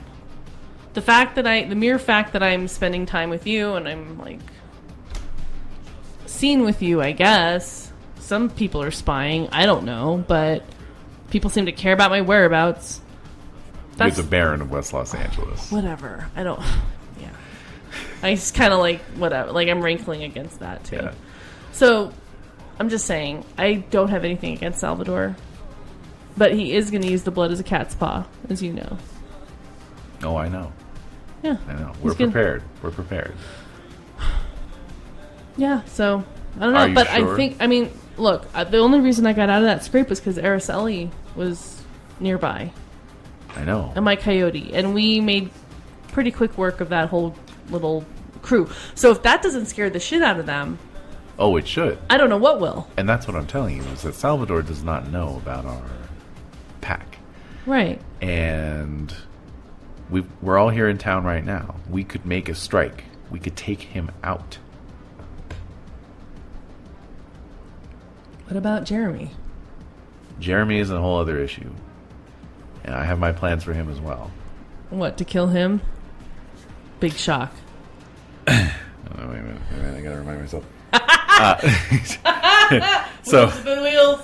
Hold on. Peeling back the layers of the onion. Muhammad's smarter than I am. Muhammad's more well-read than I am. So I just need to get this quote. So he just says, "Whom the gods would destroy, they first make mad." And he grins. Whom the gods? So I'm whom the gods? It's like the little mule with the flies. with the flies circling its head. That is your brain. It's Yeah. just like kind of slowly waking up. Like what? Wait, say it again. Say it again, Muhammad. Whom the gods would destroy, they first make mad. Henry Wadsworth Longfellow, 1875.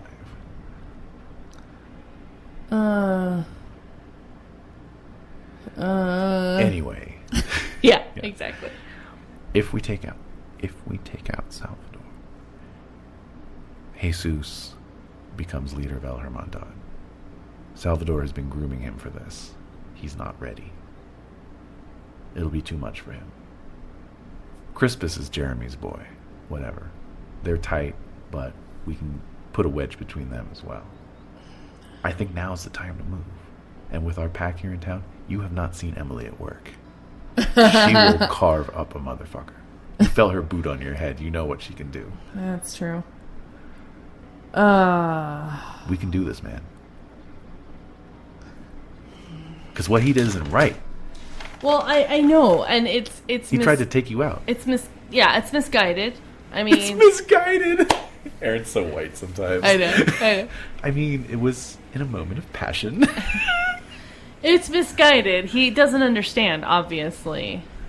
I mean, look, I can associate with whomever I want. Sure. Whoever. I I can associate with whoever I want. There you go. He shouldn't have a say in, like, that. So, I'm all about sending him a message to back the fuck up. Is your voice rising? A little bit. Yeah. But I don't want to. I want to rise above that. I want to be above that. I got some news for you, man. We are in a war. It's not about taking a moral stance. I mean, and he kind of like, points his thumb back over his shoulder towards Louis, and he's just like, that's the last bear in West Los Angeles who thought he could rise above everything. What's Louis doing right now? He's just talking with Celeste, But, like, I have a feeling he's doing something really, like, pathetic. Yeah, I mean, he just looks, it's like, there's nothing physically different about him, obviously. He's a freaking vampire, but he just doesn't have that gravitas that he had before, He's lost it. Yeah. So... That's like he's his like face. He's like wearing a suit from Nordstrom's, like off the rack, like. Oh no! So it's not even like Louis. a custom tailored Armani or anything. Oh no! Yeah. I don't want to be like that. I don't want to be living off the rack. But I am right now. I mean, I'm wearing right? Vintage clothes. Yeah. Well, whatever your equivalent would be. Yeah. Okay. So I'm looking at Louis. I'm like. So I want to roll against my pack, my blood bond. Your vinculum? No, my blood bond to Muhammad, which is 8. Yep. I like Muhammad. I trust him. He's been there for me, and I do trust him. So he was there for you when the rain started to fall. No, he was there to be like, bitch, you better do what I say or else. That's what he did. That was his way of showing that he cared. Yes. And like Karen was pointless, and I'm grooming you to be part of my stupid ass pack now. So I have groom you, Aaron Evans. All right, so gotta catch 'em all. All right, so I have. Okay, so at times, the character may be at odds with herself over how to react to a given situation because of vinculi. In cases such as these, the player should decide which party your character would favor outside of the vinculum. So you're favoring myself. A moral stance. You're favoring my own. You're favoring staying above the fray. Yes. Okay. Yes. The character then rolls a number of dice equal to your vinculum score for that individual against a difficulty of 5 or 7 if favored, or 7 if not favored. So it'd be difficulty 7. No, I favor him. I like Muhammad. Oh, for the individual. Oh, that's right. The person, not the idea. So I that's have right. 8 dice. Okay. I'm rolling difficulty. Difficulty 5. 5. Yep. Because I like him. Yep. God damn it. Oh, no. Oh, God. Son of a bitch. 5 successes. Wow. So with Muhammad, I'm like, he's getting me pumped. Yeah. I'm like, he's fucking right. We just have to get rid of... The little Muhammad blood cells in your system are like, yeah, do it, man.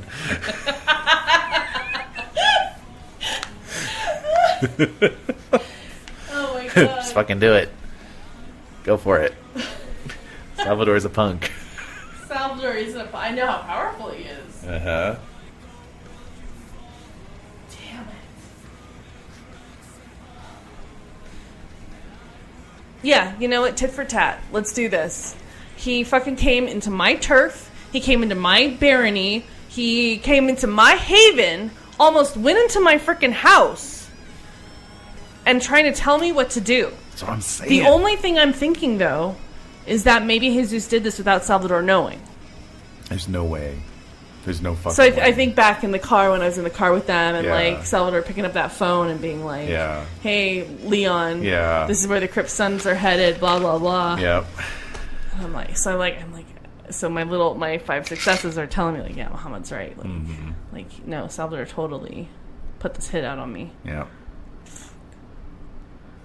All right, let's do it. Let's fucking do it. Let's now. do it. Let's Let's go. do it. Yes. All right, I'm going to make a couple phone Hearty calls. hand clasps. Yep. And we're out of here. We're I'm gonna doing this. Make a couple phone calls. This is going down tonight. Louis, you sit tight. You don't need to concern yourself with this. and he's like, with what? Poor Louis. He's Muhammad's bitch at this He point. really is. It's just like, it's like, what? Like what? So Okay. Celeste and Louis are left, to their We're own out of there. devices. Yeah. Yeah. Okay. All right. So, yeah. This is happening. Oh my God, let's do this. Okay. Cause no, I'm pissed, but I need to fill up. I need to get full up. So I tell Muhammad, like, wait, just 1 second. Like, I need to get some blood. Yeah. So he's like, oh yeah.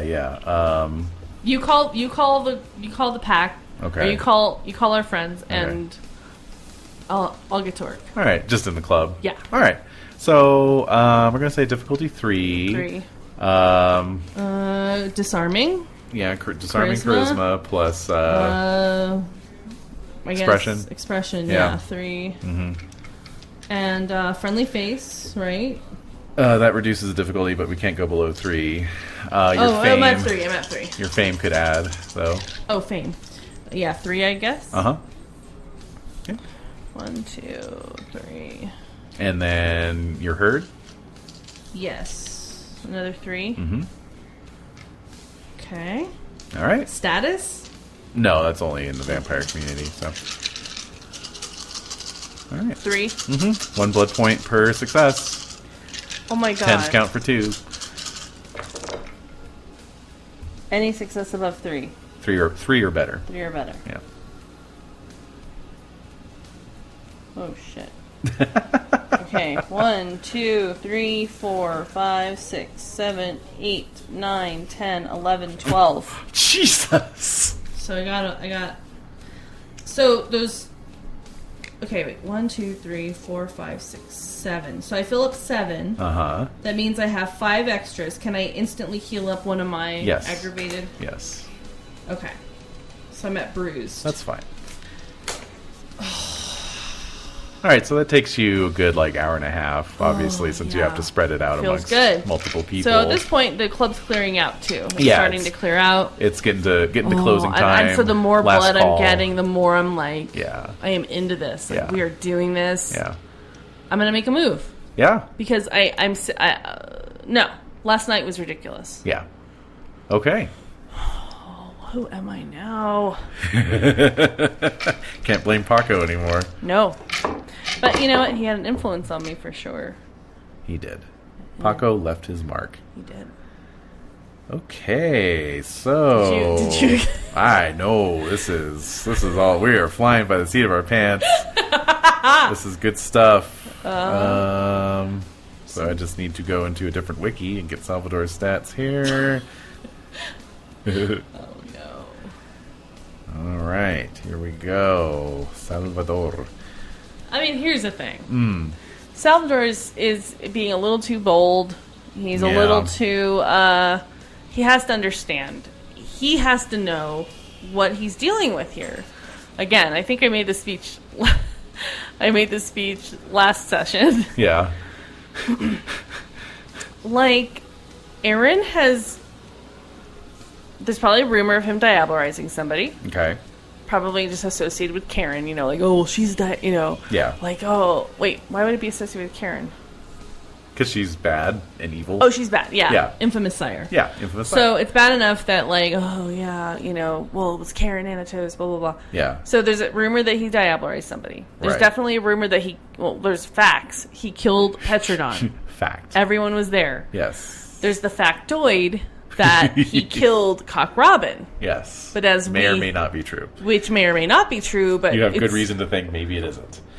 Aaron has good reason to think that he did kill Cock Robin, but Yeah. I know that there's... You killed something calling itself Cock Robin. How about we say that? I don't like that. Well, I don't like that. I don't like that. But people would be like, he killed Cock Robin, or Right. was it really Cock Robin? You know, who Right, was it? right, But right. these high level Camarilla wonks, Yes. and The ones who appear on, like, the vampire equivalent of CNN. they do, yeah, they do. And everyone's like, oh yeah, Vampire News Network. that's right, Yeah. VNN. VNN. So they know that he is, they know that he's trying to pursue this music career. Mm-hmm. They know, I'm trying to think of other things, rumors that they've heard about, you know, Aaron, probably crazy shit. Yeah. But Salvador knows there's some things that are true. Yeah. And the last interaction he had with Aaron was rampaging down in that basement. Yep. But also the experience he had with him before was like, we are going to tear some shit up with Tara. Yeah. Which shows that Aaron doesn't care. Like, he's gonna do these things. He's reckless. He's kind of wild. So, like, he's feral. So he's gonna go off and do things. Right. So it's really, really stupid to think that he can... And there's probably rumors that who Karen's sire was, you know, they love to gossip. Yeah. So... if there's any whiff that Aaron's, you know, grandsire is Brunhilde, who's this really crazy, powerful Cainite, I mean, like, hello. Like, you are being ridiculous. Yeah. And very bold. Yes. And you're not taking Aaron seriously, which, again, that goes against his vampire kind of elements of, like, this humiliation, right? Yeah. It goes against, like, his ego or pride or, like... Yeah. You're mocking me. Yeah. I will show you who's boss. Yeah. So you think you can hire just this little fucking Honda Civic full of these gangsters to, like, shoot me down? I don't think A so. Honda Civic. Yeah. Yeah. Like, you better be bringing a Cadillac around. Oh, like, shit. You know? You want executive drive-bys. I need that. Yeah. You want the Platinum Club drive-bys. I need respect. Yeah. Yeah. So all this is kind of like thinking like it's motivating Aaron. Like I'm not. No, this is done. Yeah. And I know that he's using the blood. Yeah. Against fellow Cainites. It's wrong. It is wrong. We shouldn't be using humans to get rid of other Cainites. I mean, that's this kind of thing is like low class. This thought, like, unbidden, is coming into my consciousness, like something I wouldn't necessarily think before. Yeah. Like as Cainites. Like, yeah. Like Cainites, like a Cainite using humans or using mortals to kill other Cainites. Like, that's wrong. Like, that's fucking weak. Yeah. So yeah, get rid of him. He's old. He's past his expiration date. Oh shit. So these thoughts are going through. Screw you, old man. That's right, the rebel. Yeah, that's true. Are you ready now? I'm ready, man. I am ready to go. Let's do this. Oh my god. Okay, just just reminding myself here a couple things here. Okay. Initiative. All right, that's fine. All right. So yeah, it's last call at the club. It's clearing out. Muhammad comes back. You are sitting in one of the corner booths. A couple of your herd are sort of lazily lolling on the booth, the vinyl covered booth cushions. somewhat lightheaded from blood loss. You yourself are, as you said, sort of feeling charged up as you dab the last bit of blood off your cheek and, lick it off the tip of your finger. Muhammad approaches. We're good to go. We know where he is. We gotta move. Let's go. So I get out of the booth. All right. Climbing over people. Excuse me. Pardon me. Let's fucking do this. Excuse me. Excuse me. Pardon me. Hey, excuse me. sorry. Sorry. Oh, I just fell in your lap. Sorry. Oh, sorry. So you come out, and there is a large passenger van with tinted windows idling at the curb. The side door is thrown open, and you see within Emily, Vanessa, Araceli. She's there. And then further back it's like one of those church vans, Yeah, with like yeah. the Totally. bench seats. Oh yeah. So in fact, I love that. It's actually a decommissioned church van. It's faded. Right. It's got like the faded Church of the Risen Sun, SON. Okay. Right on the side with the cross. Yeah. But anyway, so in the back benches there are like a half a dozen more Crypt Sons ghouls, looking ready for trouble. So Vanessa and Emily are taking up one bench, and so I don't want to sit next to Manon. Yeah, Manon's in the passenger seat, Okay, front passenger seat. So Araceli pats the bench I slide on right in. in there. All Yeah. right. Mohammed gets in on the driver's side, and away you go. What are we doing? It's crazy. So you can hear equipment being checked in the back, guns being handled and load, ammunition checked, magazines checked. And so Muhammad is sort of narrating everything as you're driving. Oh no! Look! This is like what Aaron would do. Yeah. Me, I'm thinking, oh no! Like there's Oh, no. It's not going to be the simple. First of all, second of all, it's going to show our hand in a big way. Third of all, it's going to be like, what if it doesn't go well?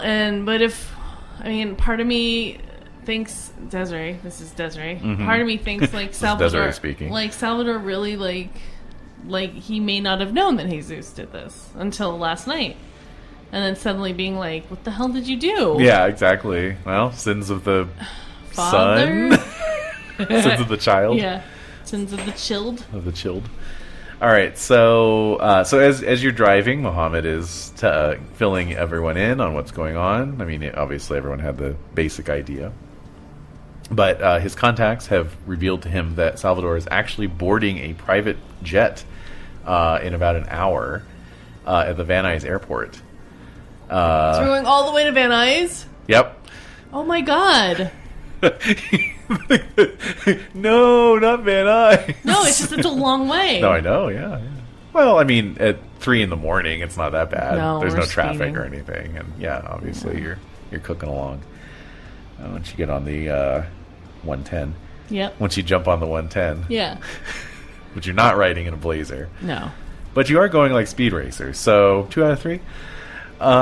Anyway, Keep talking. so yeah, he's boarding a plane for one of his frequent trips out of town. Destination Sao Paulo, Brazil. Oh. For some reason, known only to him. But anyway, the idea is to catch him at the airport before he can get on that plane and take him out, because he is going to be traveling light. He's not going to have his usual crew. He might have a few bodyguards, but Yeah. other than that, All right. Let's do it. And in fact, if you're lucky, he might even be in a casket. All right. Let's do it. So that's the plan, is just to get to the airport, find the jet, and intercept, essentially. So let's make this interesting. Not to put the dice rolls too much in the hands of an NPC, but I'm curious what Muhammad is how he's gonna do as the driver here. So let's just let's see how he does. I'm Let's a give good him driver. Let's give him a drive roll I here. can drive. I can drive. Just looking for a botch, Oh, but no. No, I rolled 2 10s. What? 9, 7. Yeah, God. so yeah, he expertly, navigates his way. What little traffic there is not a hindrance in the least, and even keeps it just at that threshold where the police aren't going to bother you, but it's going nice and fast. So you get to the Van Nuys Airport. It's about 3:30 a.m. and it's a small private airport. Is. Yeah. Like a single control tower, Right. some hangars, real simple. Yeah. People fly their Cessnas out of there, Yeah, that kind of yeah, thing. yeah. So, what does he have? Yeah. So the guy manning the booth at the entrance, right? Yeah. Is no contest for Muhammad's dominate discipline. You are waved through. No challenge, no problem. All right. So you are on the campus of the airport, so to speak. And so you're kind of looking out those windows. So let's get a perception plus alertness roll from you. Difficulty 6.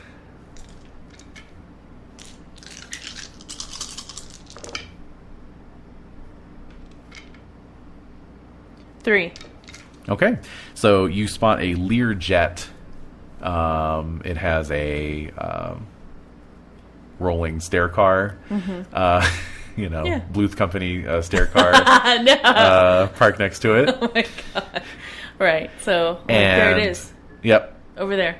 And so Muhammad's very smoothly rolling the steering wheel around as the van is arcing around. You see that there are 3 men, probably Hermandad, judging by their outfits, their crew colors, if you will, and then 2 airport runway techs, and the 3 guys are flanking a flatbed push cart that's being pushed across the runway that does indeed have it's like a cedar box. It's not like a coffin or anything, but it's like a shipping box, a shipping container. Right. That's about 6.5 feet long, 3 feet high, 3 feet wide. Yeah. So as the van is doing this long lazy turn, the rubber tires are screeching a little bit on the tarmac. That's enough, even though Muhammad had cut the lights. These guys clearly expecting trouble. Yeah. Go into combat crouches. Oh shit. And out come the AK-47s. Yeah. All right, so to mark this page because we're going to come back to that. But Oh my god. all right, well, so we're going to have a bunch of lead coming your way here Yeah. in a moment. As soon as I refresh myself on the automatic weapons fire rules, 1 moment. And we're back. Okay, so Musica? it's there. Okay. It's just super quiet. Okay, so that's the regular pool. This is gonna be an interesting roll. All right, so What are you rolling for? I'm rolling their automatic weapons fire. So normally that's a dice pool of 5. However, they're unloading their full clips at you, so that is plus 10 dice to their pool. So What? Makes it a 15 dice pool. However, the difficulty is 8. So 8? Because they're aiming for our heads? No. Yeah, no, it doesn't count as a headshot. This is just to hit you. I guess if they were trying to. No, actually, it specifically says automatic weapons fire can't be aimed. So anyway, here we go. That's a 1. And 2, 3. And 4, 5, 6. Okay. So that is 6 successes, and we are firing. Let's see. 6 successes. Alright, so that's 5 dice plus 7. Man, I need more dice. Okay. Alright, so this is this plus 2 more. You do get to use your stamina to soak. Right. Plus fortitude, obviously. Right. 1, 2, 3, and 4. So this would be 4 levels of bashing damage, but go ahead and give me a stamina plus fortitude roll. Stamina plus fortitude. Mm-hmm. 2. That's it. Mm-hmm.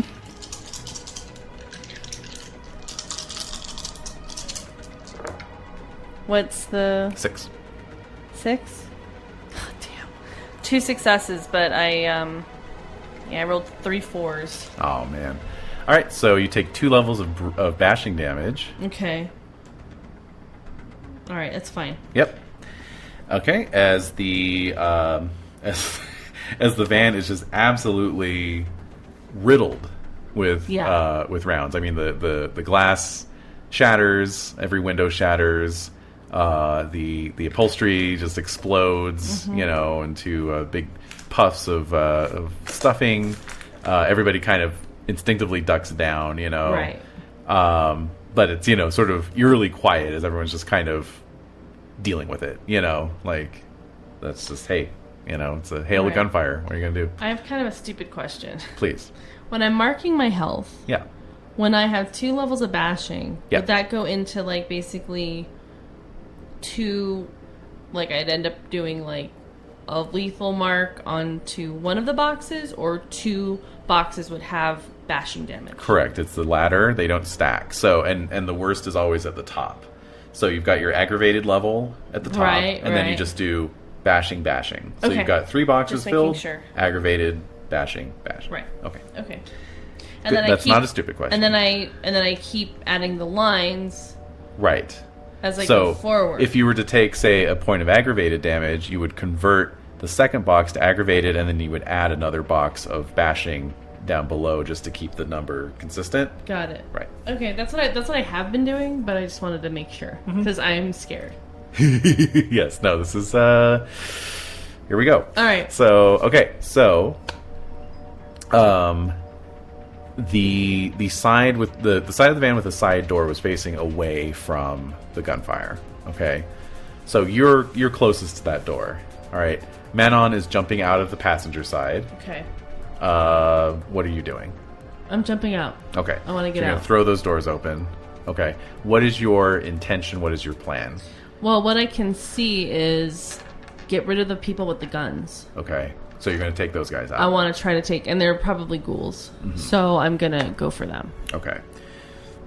All right. So they are 50 yards away. Right. So that it was going to take your full round To run. towards them. Good news is they empty their clips. Exactly. Okay. So they're spending this round reloading. Right. Okay. Okay. So that means this initiative roll is important because if they win the initiative, they're going to open up on you as you're closing in on them. Yeah, yeah. Are you getting your claws out? Yeah. So spend a blood point for that. Yeah. Okay. All right. And here we go. 18. Nice. Let me see here. 20. 14. Yes. Yeah. Who else? And right, Manon is going. Yeah. After them too. Yeah. Okay. So so you hear Muhammad. Well, I mean everybody's getting out. Yeah, right. So Muhammad's like shouting, fan out, Yeah. All right. So you're going in on one of these guys. Okay, great. So do your work. Get to work. All right. So Dex, right? Uh-huh. Dex plus Brawl. Brawl. Mm-hmm. Okay. Plus celerity. I know. I just want to make sure. Yeah. Plus celerity. Plus brawl. What? Let's brawl. Brawl. If I don't make this, I'm screwed. I'm screwed. Oh my god. Okay.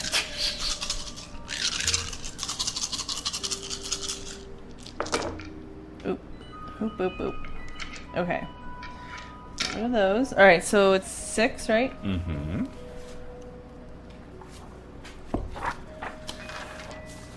6. Great. 6 successes. All right. it's aggravated damage. These ghouls have Fortitude 1. I canceled 1, so that's 5. So 1, 2, 3, 4, 5 is mauled. Okay, so you tear into this guy. Right. I do. Oh, no, wait, I'm sorry. Those were your successes. That wasn't your No, damage. it's my damage. Huh? That's not my damage. Not your damage. So roll your damage, please. Sorry. So 6. You rolled 6? Yeah. Okay. So 6 plus strength. That's right. Yeah. Right. Damage, strength, plus... Do you want to spend blood to boost your strength? Oh, shit. Why didn't I do that? You can do it right now. It's fine. Yeah. In the moment. Yeah, so I guess it would go up to 1, because it should be 4, or how... How much strength do you have right now? 3. So you could spend 3 points to make it 6. Yeah, I will. Okay. So spend your 3 blood. 3. That's right. Okay. Okay. So 3 blood. So Strength that's is 3, 6 dice plus 6 successes, so you're right. rolling 12 dice. 12 total. Yeah. God, I like that just your successes. I was like, oh, that seems like a reasonable amount of damage. No. That's why my brain skips Yeah, ahead. I'll get back into it eventually. Difficulty 6. Seems like we're going to be doing this a lot. Yeah, well, it's war, baby. That's right. Wow. Oh my goodness. So this is why I get freaked out when I roll so poorly, because I'm like, I'm having pretty good luck. Normally, you just can't be stopped. 8, 9. 9? No, 8. Sorry. 8? I misread one. 8. All right, well, he still soaked 1. So that's 7. Good. 1, 2, 3, 4, 5, 6, 7. Okay. So you just launch yourself on this guy like a fucking, savage beast. Yeah. And you sink your claws into like either side of his sternum. Yeah. And then you just pull it apart. Right. And it just rips his ribcage open like a butterfly. Yeah. His, lungs and his heart go flying out. Blood spray. Blood spray everywhere. Red mist. And then the AK goes flying, Yeah. All right. Needless Looking around. to say, your other pack members are doing similar good work. The 2 runway crew members are running for their freaking lives. They started running as soon as the guns came out, of course. Yeah. So really, it's 5 plus the Crypt Sons ghouls against these 3 guys. I mean, it's really nothing. Not once you get into close combat. Aracelli's in there with her claws. Emily's going at it. She's got like 2, very they're like boning knives. So she's got a boning knife in each hand. Oh my God. Yeah. Would she just go after the mortals, probably? Probably Just to do it. once her blood is up, she'll Yeah. go after them. But she's like going in on one of these ghouls, and she's like slit his jugular open, God. with her knife. All right. And there's this wooden box. And there's this wooden box. What's Muhammad doing? So Muhammad is moving towards it, and then the top is kicked off. You see a booted foot, Oh no! kicking off the top of the box. Oh no! Oh, here he goes. And here comes Salvador. Oh no! All right, so he What he does he have rises to up. fucking say for himself? He rises up out of the cedar box. Smells great. No moths whatsoever. It's Excelsior all inside of the. Yes, exactly. The bit No, of but Excelsior. there you go. Anyway, so he rises up out of the cedar box. You and everybody else have to make a courage roll. Right. And Yeah, that's right. let me get you the difficulty here. Oh no! Let's do it. 7. Difficulty 7. Yeah, let's do it. All right. Let me roll for everybody else. 1 success. Okay. Yeah. I've seen this shit before. I've seen this show before. Heh. All right.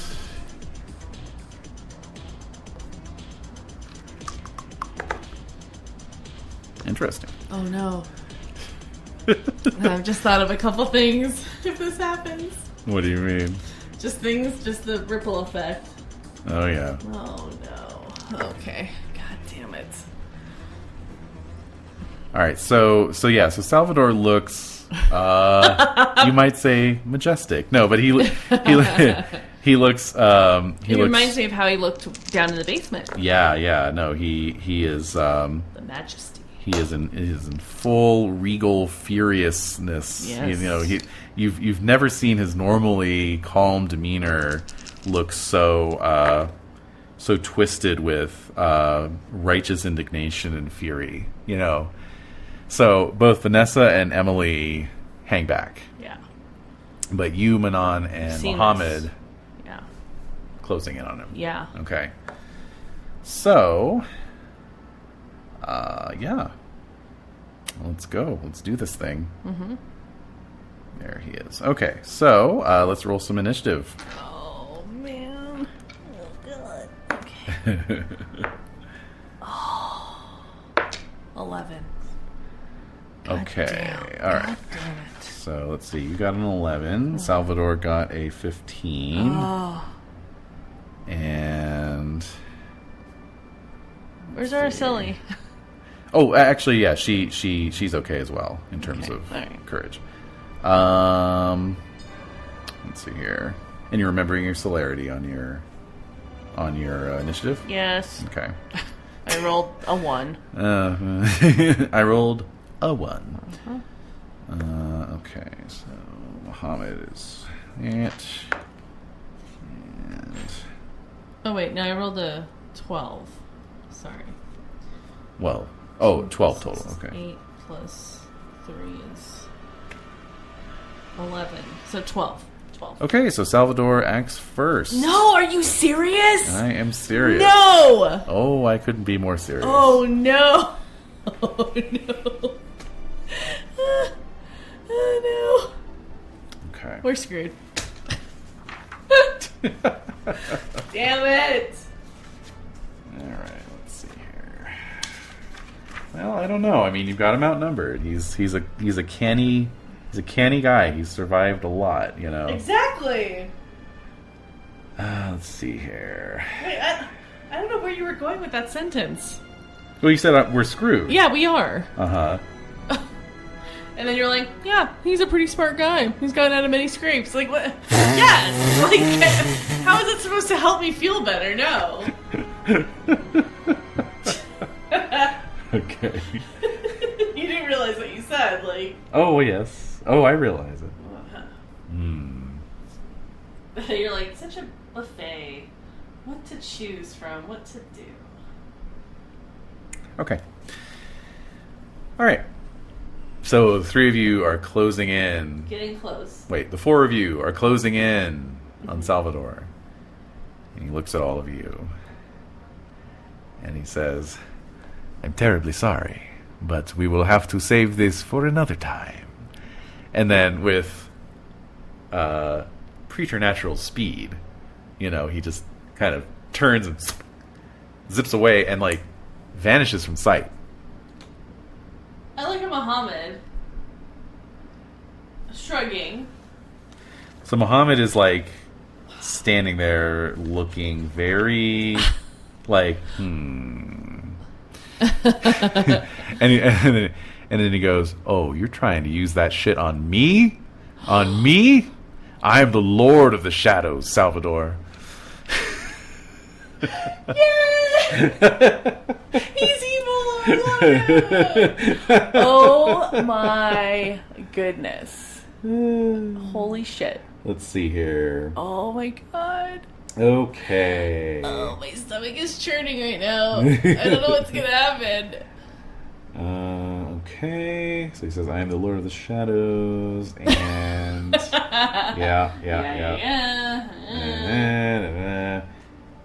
That's pretty good. Okay, cool. Cool. Oop, cool. All right, cool. So, you know, you're on an airport tarmac. Right. It's nighttime. Yes. It's dark. Obviously, you know, there's lights around the peripheries of the runways and near the control tower, but it's mostly ambient light. Okay. So there's a lot of shadows. So as Muhammad says that, it's like the shadows are animated and they all like just move away from the Learjet. Oh, So there are like no shadows. That's weird. At all. And you see Salvador like kind of clinging up between the jet engine and the wing of the Learjet. yeah.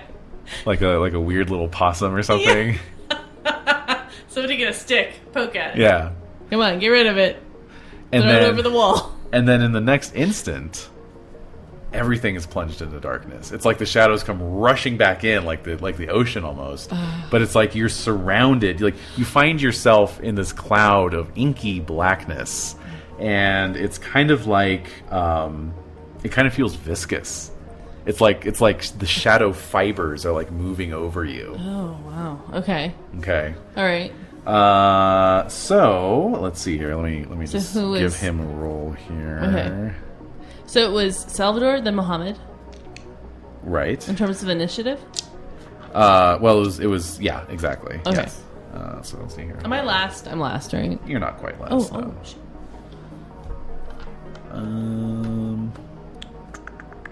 Okay. Oh, wow. He is the Lord of the Shadows. Okay. Yes! Yes, he is! I'm telling you.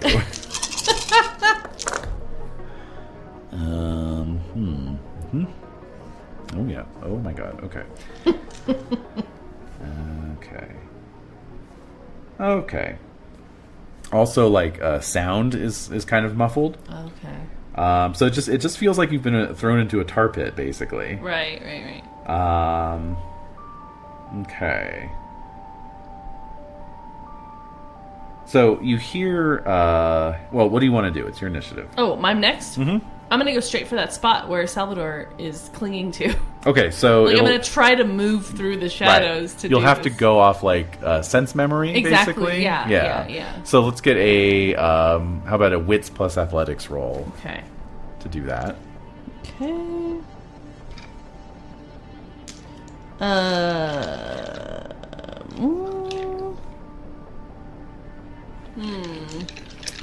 Okay. I'm just trying to see if there's anything. I wouldn't. My dex wouldn't go with this. Wits.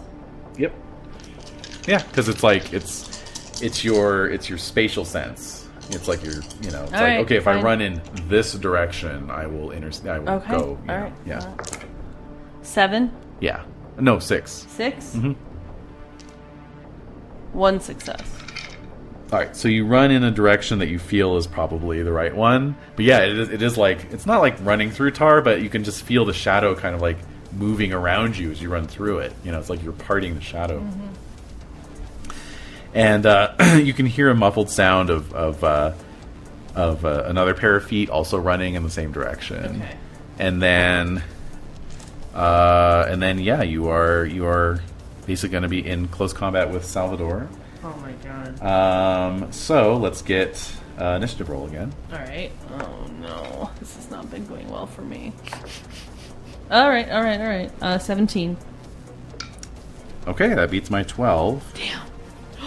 So, Oh, no. what do you want to do? You got your claws out. Got my claws out. Yeah. Quick note: being surrounded by this living shadow reduces your stamina-based dice pools by 2 dice. That's for everybody. So That's you- fine. I'm just using my dex. Yeah, but I'm saying in terms of soaking damage. Yeah, so he's no. going to soak less, but you're also going to soak less. I don't So- like that. I know. God damn it. All right. Okay, so what I want to do. Okay. I think, I mean, my claws are out, like you've mentioned. Yep. I guess it would be dex plus brawl, right? It is Dex plus Brawl, yes, Oh. and Celerity. I know. Mm-hmm. Thank you. Celerity. Brawl is 3. Okay, yeah, I'm not going to describe what I'm going to do. Not yet. going to do anything fancy. No, I don't know what I'm going to do. We'll see We're how the gonna roll see how goes. successful this Okay. is. All right. I learned my lesson. 6 or 7 or what? Hold on 1 second. 8, actually. 8. Okay. 8, you say. Mm-hmm.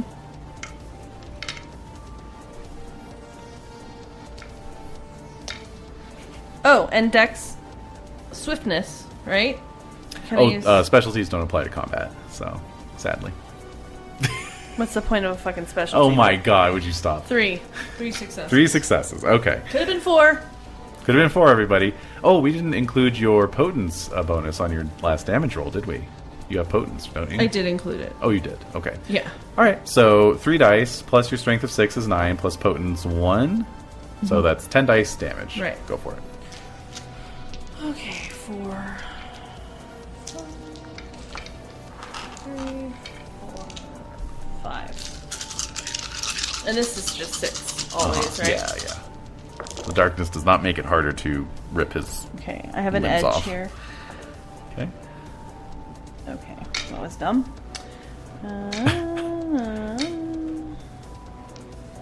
2. Okay. What a fucking waste. All right. Well, he gets Sorry. no soak roll whatsoever. So he takes 2 wounds. Okay, so what I do? Yes. So is it aggravated? It is Because of aggravated. my claws. Yeah. Oh, but it's only 2. Sure. So it's not like a ton of... He's hurt. He's hurt. Yes, he's officially hurt. I'm gonna do my best to rip at his throat. Yep. That's Yeah. fine. Okay. To just like, I guess... I mean, to just weaken his neck so that, you know, Yeah. we can get rid of his head. All right. You want to rip his head off? Yeah. Eventually. I want to attempt to. Okay. This is part of it. Sounds good. Oh, I can't believe I'm doing this. This feels so wrong, but he hates my ass, so... All right. He is going to attempt to leg trip you to get you off of him, basically.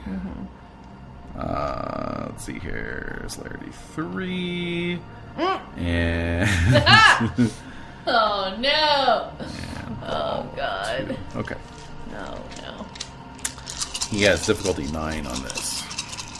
Why? Oh, 'cause- Darkness plus yeah. the leg sweep is a difficult maneuver, so... I rolled 2 9s, but I also rolled 2 1s. Oh. So you feel his leg hook around back, but he just can't get leverage on you. No. All right, I'm bigger now, than him anyway, too. Yeah, that's true. All right, now Muhammad's in, Oh, man. and we've got his dexterity. We've got his brawl. Where's your brawl, Sarah? There it is. And we have got celerity 1. Okay, that's something. Oh, and that. All right, he's just going for a bite. Yeah. He could really go for a bite right now. All right, 2 successes. And we have got... let's see here. Bite strength plus 1, so that's 2. And then strength 3. Do we have any potence? We do. And... what's his generation? Generation 9. Oh, this storyteller screen is so handy. Yay. So 2 more blood points going into that strength Why boost. did I use blood points? What do you mean? Why am I not using blood to attack? You're What? maxed out on strength already, right? No. Yeah, you are. I 6 didn't roll it that way. You didn't add 3 dice? No, I didn't. Add 3 dice. What is that gonna do? Oh yeah, I said strength 6. It was strength 6 plus 3. That doesn't mean I did it. Did you roll 10 dice? I don't remember. It was a while. Whatever. All right. That's the thing I have the hardest time keeping track of. Is Yeah, when my points are modified and I have to add dice. That's- yeah. for whatever reason really Okay. hard for me. All right. So Muhammad only gets 1 success. What? So he's kind of latched on Salvador's back, sinking his fangs in, but he only kind of got on the shoulder there. Grazing. All right. How's Salvador going to get out of this pickle? All right. Let's get another initiative roll. What about Araceli and Manon? They are lost in the darkness, so Okay. yeah. Fork. 13. 13. Okay. Salvador got a 12. A 12. Are you serious? Yes. Go for it. I'm gonna go for a bite attack then. Okay, go for it. So, Dex plus Brawl Dex plus Brawl. plus 1 die. Wait. Dex. Sorry. Dex plus Brawl. It's 8. plus celerity is Yep. 2. Plus what? 1 die. One other die. Mm-hmm. Now, you could spend 1 blood point to make your dex a 6. Yeah, if I'm you gonna wanted do to. that. Okay. Mm-hmm. All right. Spend that blood point. Okay. All right. Go for it. And these are always 6, or is this harder? This is 8. This 8. is still 8. That's right. You are fighting in absolute pitch blackness, and it's living darkness. So it's very disorienting. 8.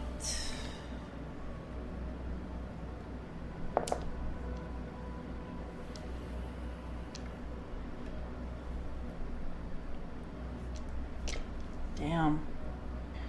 Oh, wow. 1. Wow. Out of that whole dice pool. Wow. Okay.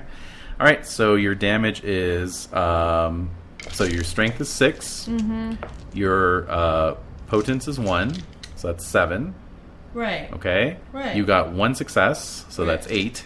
So it's 8 dice. Right. Cool. Right. Okay. Right.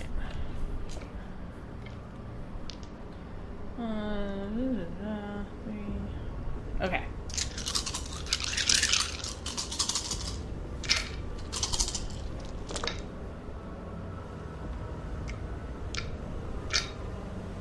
One, 2, 3, 4, 5. Oh. Oh. 5, you say. Mm-hmm. God damn.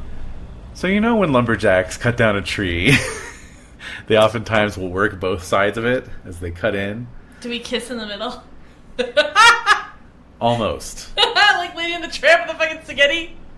I mean, the name of this episode is Deadly Kiss, so yeah. I mean, you basically, the two of you just kind of gnaw through Salvador's neck, That's disgusting. and his Love head it. just kind of plops off. So, R.I.P. Salvador. Oh my god. Appropriately somber music. Oh. It's done. It is done. It is done indeed. The deed is done. I pull away, Okay. and I'm like just kind of. Were we standing? Yeah. And I'm just like walking backwards. I mean, you're still in this blackness. Right. I'm walking back into the blackness. Yeah, yeah. Oh. So yeah, so so how many successes did I get for that shroud roll? I think I got like You got a bunch. 5 successes Yeah, or something. Each additional success doubles the diameter of the cloud. Okay, so 10 feet, 20 feet, 40 feet, 80 feet, 160 feet. All right, so yeah, so this we'll just pan out, crane shot out of Again? the darkness. Yeah. It's it's parallel imagery here, parallel symbolism. So crane shot out of the darkness, and there's just like this gigantic dome of like pure darkness that's like 50 yards in diameter. That's covering the jet.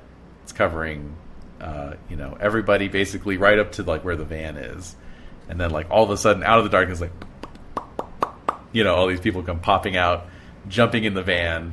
The van just like peels out, drives away, and then the darkness just dissipates like an oily, like octopus ink into the air, and it just leaves the scene of 4 dead bodies, all mutilated in horrible ways, one of which, the head is lying 10 feet away from the headless body as the jet is just, sitting there. There's 2 runway crew who are also dead. The pilot and the co-pilot are dead.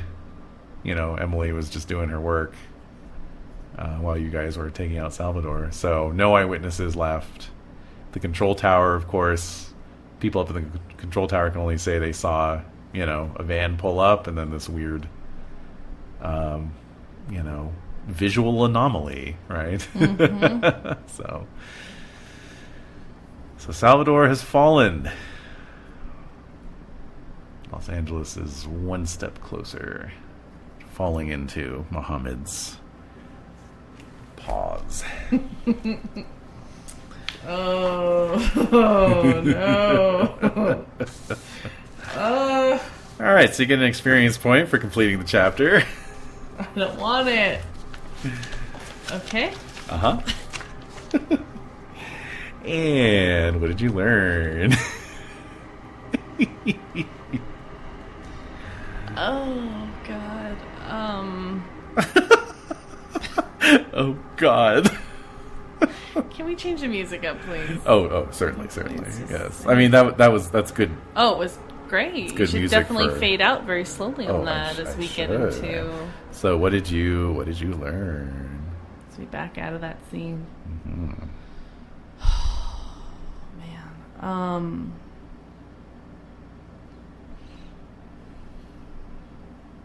The pack is powerful. Yes. The pack is powerful. Yeah. When it's wielded on something that, you know, it's a powerful weapon. I'll just put it that way. Yeah. And there's weird floaty guys that Sam is interacting with that I don't know what that is. That would have been better for your last time. It would have, yeah. Anyway. So, yeah, so that was weird. that I mean, was- you didn't that- really learn anything, but But I learned that he's like, there's something mysterious going on with him. That's true. So, yeah. Yeah, that's true. That's true. Okay. You learned that he's associating with some weird ass dudes. Yeah. Yeah. All right. Cool. Shit. All right. All right. And so This is the theme song for the pack. definitely. So you get a point for role playing, of course. And Okay.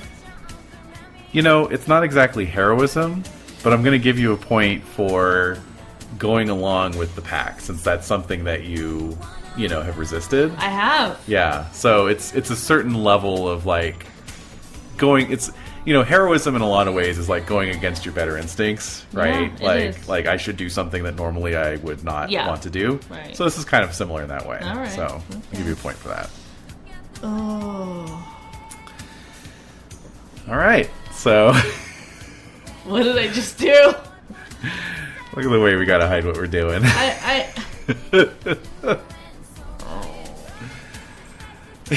That tour can't start soon enough. Get me the fuck out of here. Well, I was thinking in the middle when you were, and I was like, "Oh no!" And you're like, "What?" I'm like, "I was just thinking about the ramifications. The gold farbs are no more. They've been essentially, unless they have little backup vials of blood, they're gone. So taste is extinct. Who's gonna run taste? Oh man. So you don't want me at taste? Guess the fuck what? I'm getting rid of taste, so I don't even have to worry about not being invited there anymore. What the fuck? Wow. Yeah. Good point. Layers. You're like, that's sad. Like that's a thing that happened. That's very sad. I mean, I have here on my, you know, Urban Gold. Shadows kill trackers. the gold farms. Yeah, get rid of the gold farbs. So sick of them. I love that. They're so I nice. know. I know they were so nice. They were so nice. I never That's- did make Obsidian Portal pages for them. Yeah, you did. I don't think so. Yeah, you did. I don't remember that. They're there. Okay. They're Good Onion enough. Masquerade. Good enough. Oh yeah, that's right. Anyway, but I do have under Mohammed's, you know, threat clock, countdown clock. Sorry, it's called a countdown clock. I do have assassinate Salvador as his next move. Damn. So that happened. Damn. So it's not like I wasn't prepared for that to happen. Oh. But so I didn't expect quickly. it. Yeah, I was. And so soundly. Well, yeah. I mean, It's the reality of that is you're a K-Knight killer. You know, you can do these things. So I can. yeah, That's why it was very unwise. yeah. Like, you think they're gonna learn. I don't think they're gonna learn. I think they're gonna learn now. Really? Oh yeah. They better back the fuck up. Like, Yeah. I mean, I could see, again, this is going well. This is going well. This is going well. Because we were talking about the whole thing with the way that, you know, Aaron's character and how he's morphing, changing, etc. Mm-hmm. So it's going to get very dark, you know? And Although this in a way feels like it's a fun little mashup between the darkness that we got from East of Eden with the kind of the Neon Masquerade, Aaron, where it's like you have more agency with these decisions in a way, even though the vinculum is kind of doing its thing on you. But, you know, it's like, you know, like, ultimately you're still... You have. I feel like you have more control over your actions than you did when you were possessed. My personality is more there. Exactly. Again. Yeah, but it's now less that's suppressed. what makes it worse, because it's like, this is who I am now. He's lost so point. much, Yeah. and he has no mortal family anymore. He has no really vampire ties. He never really had them, and the semblance of them is now dissolving completely, because it's like, you never really had my back. Yeah. Why should I care about any of you? Yeah. So I'm gonna go with this pack, and they fucking love me, and Right. they'll take care of me, and I'm part of them, and I'm really powerful with them. Powerful by myself, but I'm even more powerful with them. Yeah.